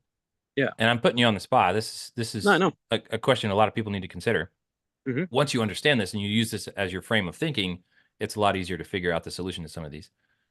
When you buy a house and you borrow money, who signs the deed of trust? I do. You do. You're placing a lien. You have the authority because you own the property. Number one, so the property owner, number one, has the authority to authorize liens to be recorded against their property. Without that person's permission, generally, you cannot record an encumbrance against the property. There are two other situations I can think of offhand in which someone other than the homeowner has the rights to record a lien against the property. That's It the could one be I'm thinking. UCC yeah. one. No, they normally have permission. They get permission from the person to do that in a contract prior to recording. Okay. See, so In it's Florida, still the owner who authorizes it to be recorded, whether now or at a future date. But it's because they gave permission to do that. Now, Yeah. I'm thinking of if there's a judgment, like if there's a court order, yeah, a court can force something like that to be filed. And I think county taxes, there's a judgment involved and they can record a lien against the property with or without the permission of the person. And the other instance is if there's a contractor, it depends on what state it is, but a contractor's lien or a mechanic's lien may be levied against a property without the express written consent of the owner in certain states. In other states, you have to pre-lien the property and have permission to do it ahead of time. Right. But generally, the person on the deed or persons on the deed have to give unanimous consent for any encumbrance to be recorded against their property. And the seller's okay with that, but how Yeah. would we work around with probate and all of that stuff? It's still not safe, right? So now that we have the answer to the question of who has the authority to place the lien, the question is, in this case, with the probate situation that's unsettled, what person or entity has full authority to do that? The one deceased. You don't have an answer because it has not been updated yet. So you need, nobody has the authority. Fernando says in the chat, nobody has the authority right now, unless a judge places an order. So nobody can enter into a legally binding contract regarding that property unless and until that probate gets settled or somebody gets that letter of personal representation for the estate of the deceased person. That's a lot of big words in one sentence. Golly. That helpful? Very, very. So I don't think there's a safe way to throw money at that deal yet. Not yet. Danger, Will Robinson. That was good. Thank you. Okay. Yeah, good questions. Thank you.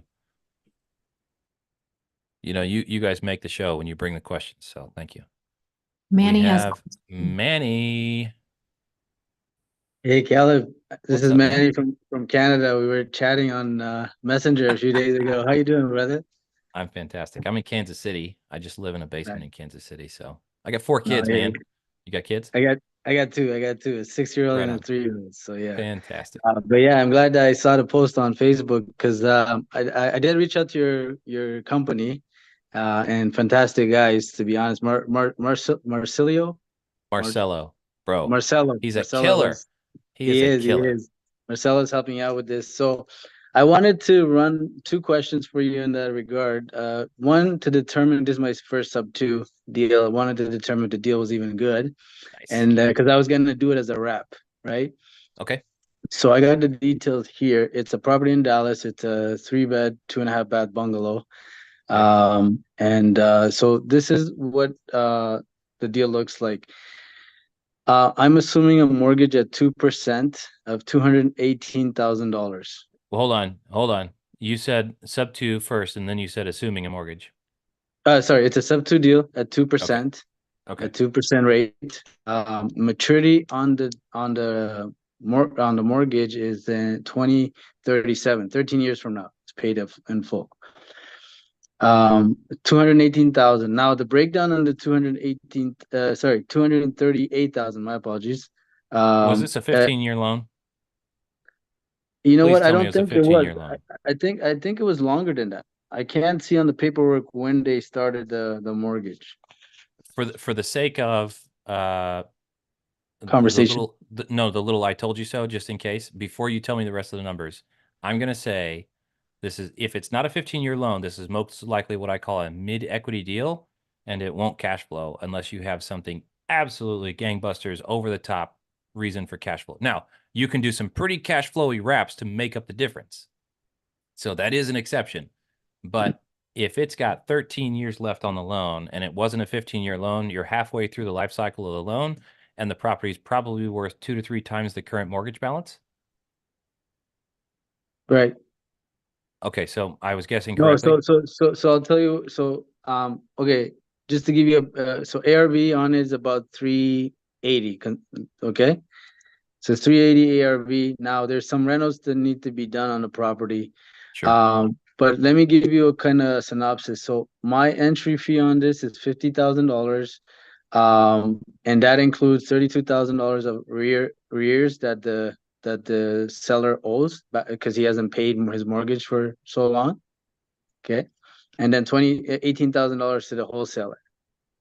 So I should be all in with me taking the sub 2 balance of the mortgage at 269. That's my all-in number before the renovation. Okay.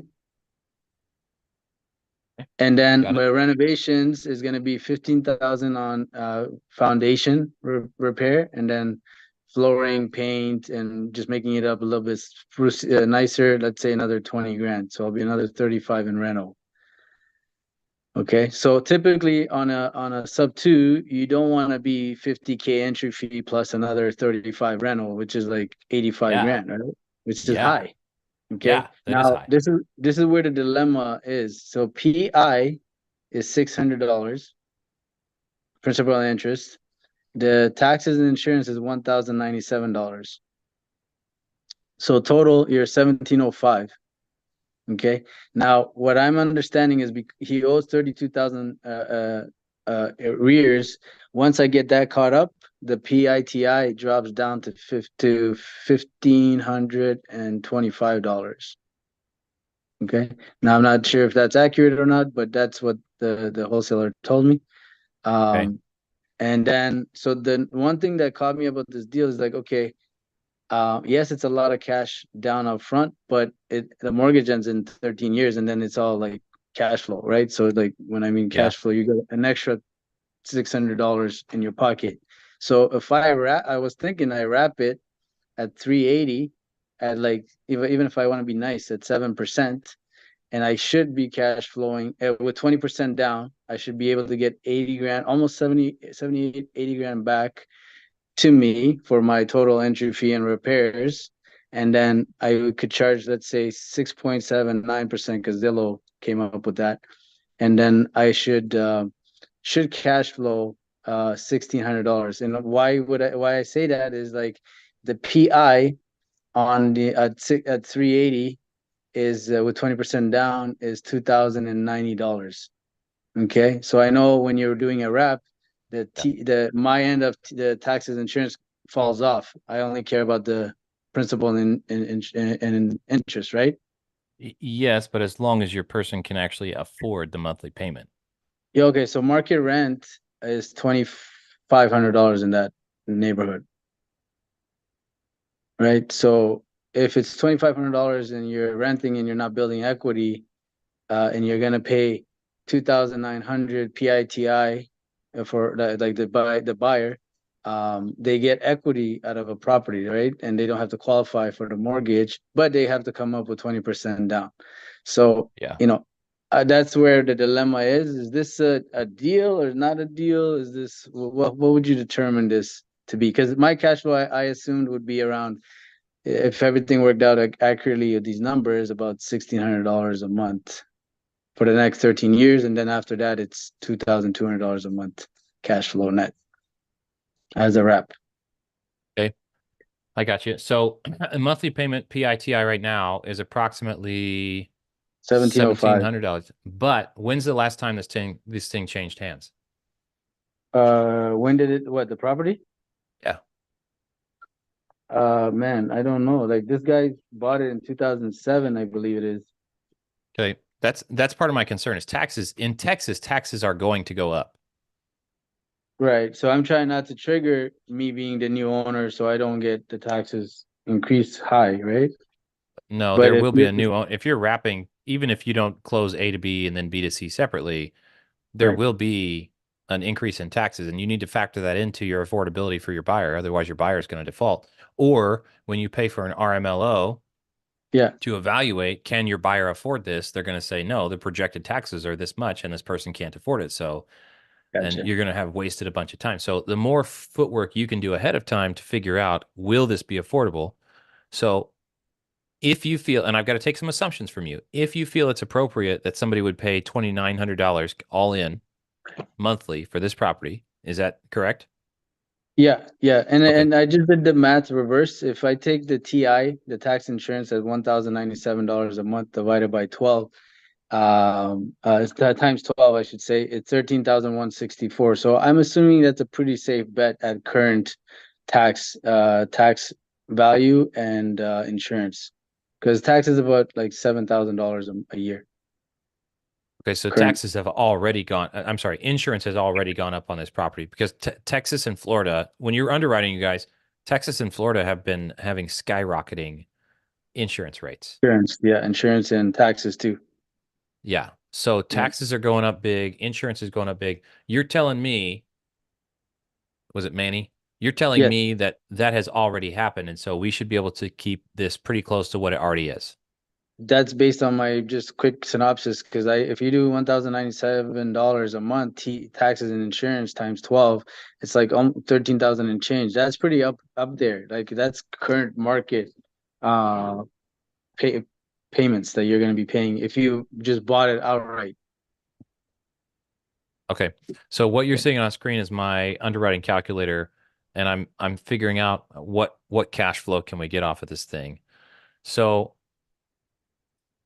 actually, I see why you do this, the taxes and insurance separate. From an affordability perspective, we do need to factor them in, but they no longer become your costs. So They let don't, but me, for affordability, we're yeah, you're right. yeah. Okay. So at least we're documenting. The whole reason I have this comment section is because somebody else should be able to look at your analysis and understand how you got your numbers. I'm switching microphones. Hang on. Yeah. The wireless microphones. So this is principal and interest. That's great. You said that's going to change? I don't think it will change. Oh no, what I said that what they did tell me is that the uh taxes and insurance might go down. The reason why is because he's in back taxes, and once that gets cleared up, it should reduce the PITI should reduce to 1550, which I don't know how I trust that much. I don't trust that, but yeah, that's what they said. Okay. All right. So We just leave let's, it alone at 1705 just to be safe. I don't like it's just is, it'll be yeah, icing on the cake if it does go down. is there any HOA on this? No, no HOA. Okay. No other miscellaneous expenses. You have no property management, any of these things. So you don't have to worry about that stuff. Your expense is the underlying mortgage, right? So if you're in the middle, guys, if you're playing wrap middleman, your monthly expense is effectively the principal and interest on the underlying debt. In this Right. case, that's $600, which is piddly. That's great, man. Mm-hmm. Now, we're reverse engineering. I'm taking the assumption that $2,900 is appropriate monthly payment for print all in for a buyer. And we're taking the assumption that $1,097 for taxes and insurance is an appropriate number. Okay. So if we take 2,900 minus 1,097, we end up with 1,803. So this is a rental cash flow calculator, but I'm using it to analyze a wrap. Okay. That's how I'm doing that. Now, 1,803 effectively would be, if you're doing it as a rental, that's the rent. But your income is 1,803. Your expense is 600. and their expense is 1097 separate from you. Okay. You don't have any costs associated with a wrap, so that's beautiful. And what was on the closing? So let's redo this entry fee thing. Cash to seller and Yeah. down payment. Was there any? Yeah, so cash, so 32,000 to get the property off of pre-foreclosure. That's Yeah. in the So I've arrears. got that marked as arrears. Yeah, and then Does the seller 18,000 get to any the cash? wholesaler. No, not from me. Okay, great. Zero cash to seller. Arrears 32,000. Assignment fee 18K. 18,000. Yeah. Closing costs 4 to 5K. 4,000. I think closing costs might be like 8 grand, 7 grand. I don't know how to do the math, but I just did 3%, so let's say 8 grand. Oh yeah. So if you're doing a creative deal, they don't cost the same. If I'm doing creative deals, my underwriting rule of thumb is going to be somewhere between $3,500 and $4,500, unless it's a state where they charge transfer taxes. Texas, Then I would expect you to spend 4,500 or less. So 4,500, I'm going to say, is a safe assumption. Okay. You're planning on spending $35,000 on top for reno. Yeah. And then how long is it going to take you to get this thing sold? You know what? Like, just depends on the market, but I'd say 90 days. Is that pretty safe? We're seeing a lot of people going with 6 months. So be 6 months to careful. close? Oh, okay. To get the replacement buyer. Yeah, you got to look. If you plan for 90 days and it goes beyond that, are you sunk? Yeah, okay. Put 6 months for me. All right. So let's figure out what that's going to be. So the PITI was going to be, where'd that go? So if I had to assume it for 6 months, it's 1705. Okay. And then there's utilities and other miscellaneous things that you're going to suck up. So six times, let's round it up to like 1850. What just happened? Oh yeah, for sure. Yeah, for sure. If it stays vacant, I was thinking maybe Yeah. I might just rent it until I find a buyer and then get Yeah, you're them going to out enter into when there's a a buyer. short term. Yeah, that's going to be tough too. Not that it's invalid, but getting a short term month to month renter to move in and all that stuff. That's a lot of commitment. So Yeah, okay. 6 Let's months do vacant 6 months. Yeah. Yeah, 6 months vacant. Your carrying costs are going to be 11,100, and you just hope not to spend that much. Sure. So you need 100,000 cash to do this deal. Correct. And then you said your buyer's going to bring how much cash down payment because you're going to sell at what price? So if I selling it at 380,000 and 20% down is what I'm going to require, that's $78,000. Okay, so you'll have some money parked in this deal. I'll right? have some money parked in it. Yep. Like 22K or so. What'd you say, 78K? 78 down payment, which is 20% from 380. Okay. And so I'll be left in the deal 22 grand roughly. Yeah. So you guys, all of this math goes into what's my cash on cash return? Is this a deal?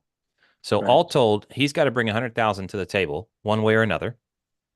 And then he can expect to earn, once he starts earning, he can expect to earn $1,200 cash because his effective income is going to be $1,800 of principal and interest from his buyer. And his expense is going to be $600 on the underlying mortgage. Does this make sense? It should be 2,000 from the buyer on PI, like principal and interest.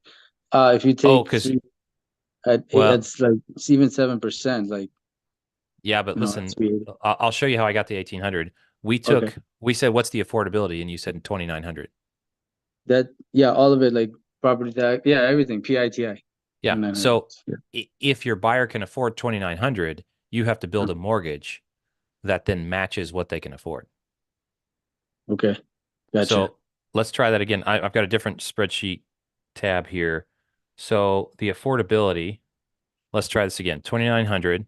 That's like all told, they can spend $2,900 a month and you're confident you can find a buyer who's willing to spend $2,900 to buy a house. Great. The projected taxes and insurance were, what was that? 1097. Let's assume it's 1097, the same as what we have exactly. now. Yeah. So the actual principal and interest, we're going to go, you gave me 600. So you can mark it up. Yeah. You can mark it up by $1,200. Gotcha. Okay. So I've got two tabs. This one's for rentals. You can use it the long way like I did, but I want to see what the cash on cash return is, 14%. It's a lot of work and time to start getting 14%, but that's not bad. Your first year though, this assumes everything starts on day one, and if you don't get it sold right away, Yeah. your cash on cash return actually goes down for the first year. It's not a bad return long term, but you can see, let's look at this one more time. Your purchase price is how much? So with the fees and everything, 269. No, that's it. Yeah, 270 just to round it up. Okay. And your down payment is, that's that 32K. No, No, it's 50K it's not. entry and Yeah. 35 rental. Yeah. I'm going to factor all this in. So and your closing cost 5K roughly. So 50. So you're Yeah. 90 Yeah. grand all in. Yeah. Okay. Or is this, dang, I need to label this better. It's been a while since I used this. Is this a sale side or the buy side? Let me shift gears. I'm missing, I mislabeled something. Let's get to this other step of now that we know what they can afford minus the taxes and insurance and the actual principal and interest, you can earn $1,200 a month. So you need to build a mortgage for them that results in $1,800.03 or 1803 per month. So I'm going to switch tabs and we're going to use the loan builder. Your sale price was 380. Yeah. Okay. And it 20% down. was 78,000 down or slightly less. Slightly less, 20%. Yeah. So 75 or 76 somewhere. Yeah, there you Yeah. go. Yeah. All right. We'll go with that. And then you're going to do a 30-year loan, right? Yep. Yep. Okay. Let's say first payment date's going to be 75. like, let's say May 1st. That would be fantastic for you, but it could be later. Anyway, 30-year loan. Now Probably be better. the monthly payment's 1281. What did we say we needed? We needed a loan of 1803. So now we just start bumping up the interest rate, 6%. 1822 is a little high. So you're looking at 5.85? No, 5.9. Wow, there it is. So in order to land with this, if they can afford 2,900 and taxes and insurance is 1097 and your underlying principal is 600, you can make $1,200 a month by charging them, building a mortgage for them, a wrap mortgage that charges them 1803 principal and interest. What that looks like is you're lending them 304 at 5.9% interest for 30 years. Yeah. Does it make a difference that my mortgage of the $600 PI ends in 13 years? Is there a way to calculate that Well, it's a fantastic return at that time.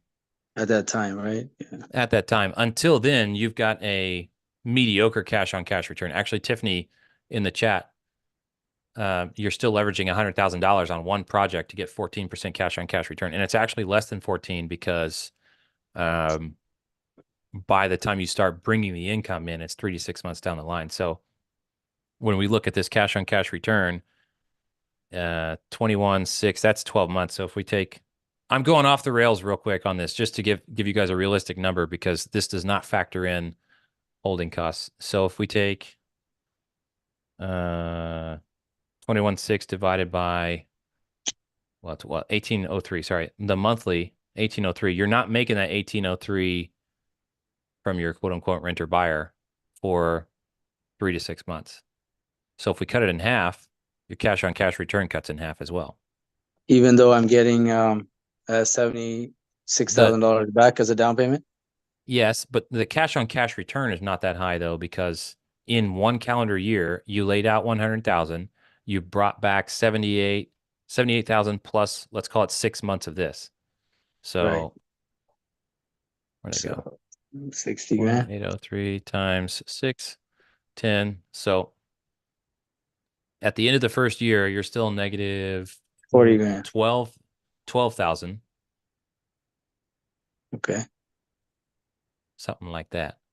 So your cash on cash return, though, if you only get half the year, ends up being 7%. Gotcha.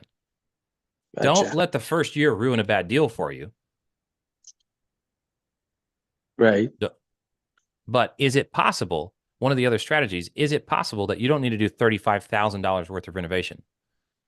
Can you do less of this and still sell it for a decent price to lower your So entry fee? I have to do the foundation. That's my thing. I was trying to get away with Oh, that too, got right? it. But the foundation was quoted at 15,000, and I'm hoping I can find somebody for 10. And then you got to paint and then flooring. It's 2,250 square foot of flooring. So you're, at $5, you're like 11 grand right there. Yeah. So Can the I'm just foundation be fixed separate from the flooring, or the flooring has to be done after the foundation? because it has no flooring right now. It's just the subfloor, Oh, right? all right. So, well, here's one of my thoughts is, can you sell it? No, this is not going to be the easiest, but can you sell it and say that the purchase price, you will use their cash and give them a credit back at closing so that they can do the foundation? Renovations. Yeah, I You know, guess you you could. At the like end of the day, it's like it's the same expense, right? Because you're giving them back. it is, but it's a little harder to sell when there's known foundation damage. Now, if you have a quote and you're saying your down payment pays the quote, then, Right. but it is a harder sell. Yeah, I would just rather just do it and then, It's so cash on cash. It's not a stellar deal. It's a good long-term play, but that is a lot of money to play with and gamble with. What if it goes longer than 6 months? correct. Okay, that's good to know. I just wanted to know that because otherwise this deal doesn't make any sense at all. You Because don't have a fallback strategy? even as a flip, it doesn't really make you enough money And by the time you put all that money. other strategies, you've got midterm rental and all this stuff. Not midterm. You've got My the pad split model and pad other things split, like pad that, split but was it's my only a 3 original. bed. Pad split was my original plan. But we're waiting on a contractor to walk in to see if he can add 5 more. There is an extra bedroom. It's actually 4 because they converted the sunroom to a bedroom. But what's unique about this house? There's 2 big living rooms and a dining room. Dining room can be the 5th bedroom, but the 2 living rooms are in the middle of the home, and there's a fireplace right in between. But then you have to reconfigure move the whole kitchen in the middle, and move the bedrooms on the side. So you're like my It's $35,000 quite a project, man. yeah, it goes to 70, so that doesn't make any sense. Yeah. Yeah, it's So a tough one. I wouldn't force it to be a deal if it's not. I'm not gonna force it. I'm not gonna Okay. force it at all. Yeah. One thing I wanted to ask you. So I'm seeing a lot of sub 2 deals, but everybody's asking 40, 50K entry fee. And the rates are higher, 5%, 4.5%. Yeah. So what are the average cash on cash that people are seeing nowadays on these sub 2 deals? Cash on cash returns lately, I don't even know, man. I'm not sure what people are accepting a cash on cash return wise. I am seeing closing costs ranging 30 to 60K for creative finance deals. That is what I'm seeing with a heavy focus in the 40 to 50 range. But I just realized I had somebody book an appointment with me and I'm 2 minutes late for it already. So excellent questions. Thank you. We're going to do this again tomorrow, same time, 2 hours the next couple of days. If you know somebody who wants to sling a contract, bring them in. I didn't send enough contracts. I'm not going to hit 45 at this rate, you guys. Thank you. Love you. I'll leave the Zoom open for the rest of my team. I'm going to make Susan host real quick, and she can shut it down. Make host, stop recording, and peace out. Thank you.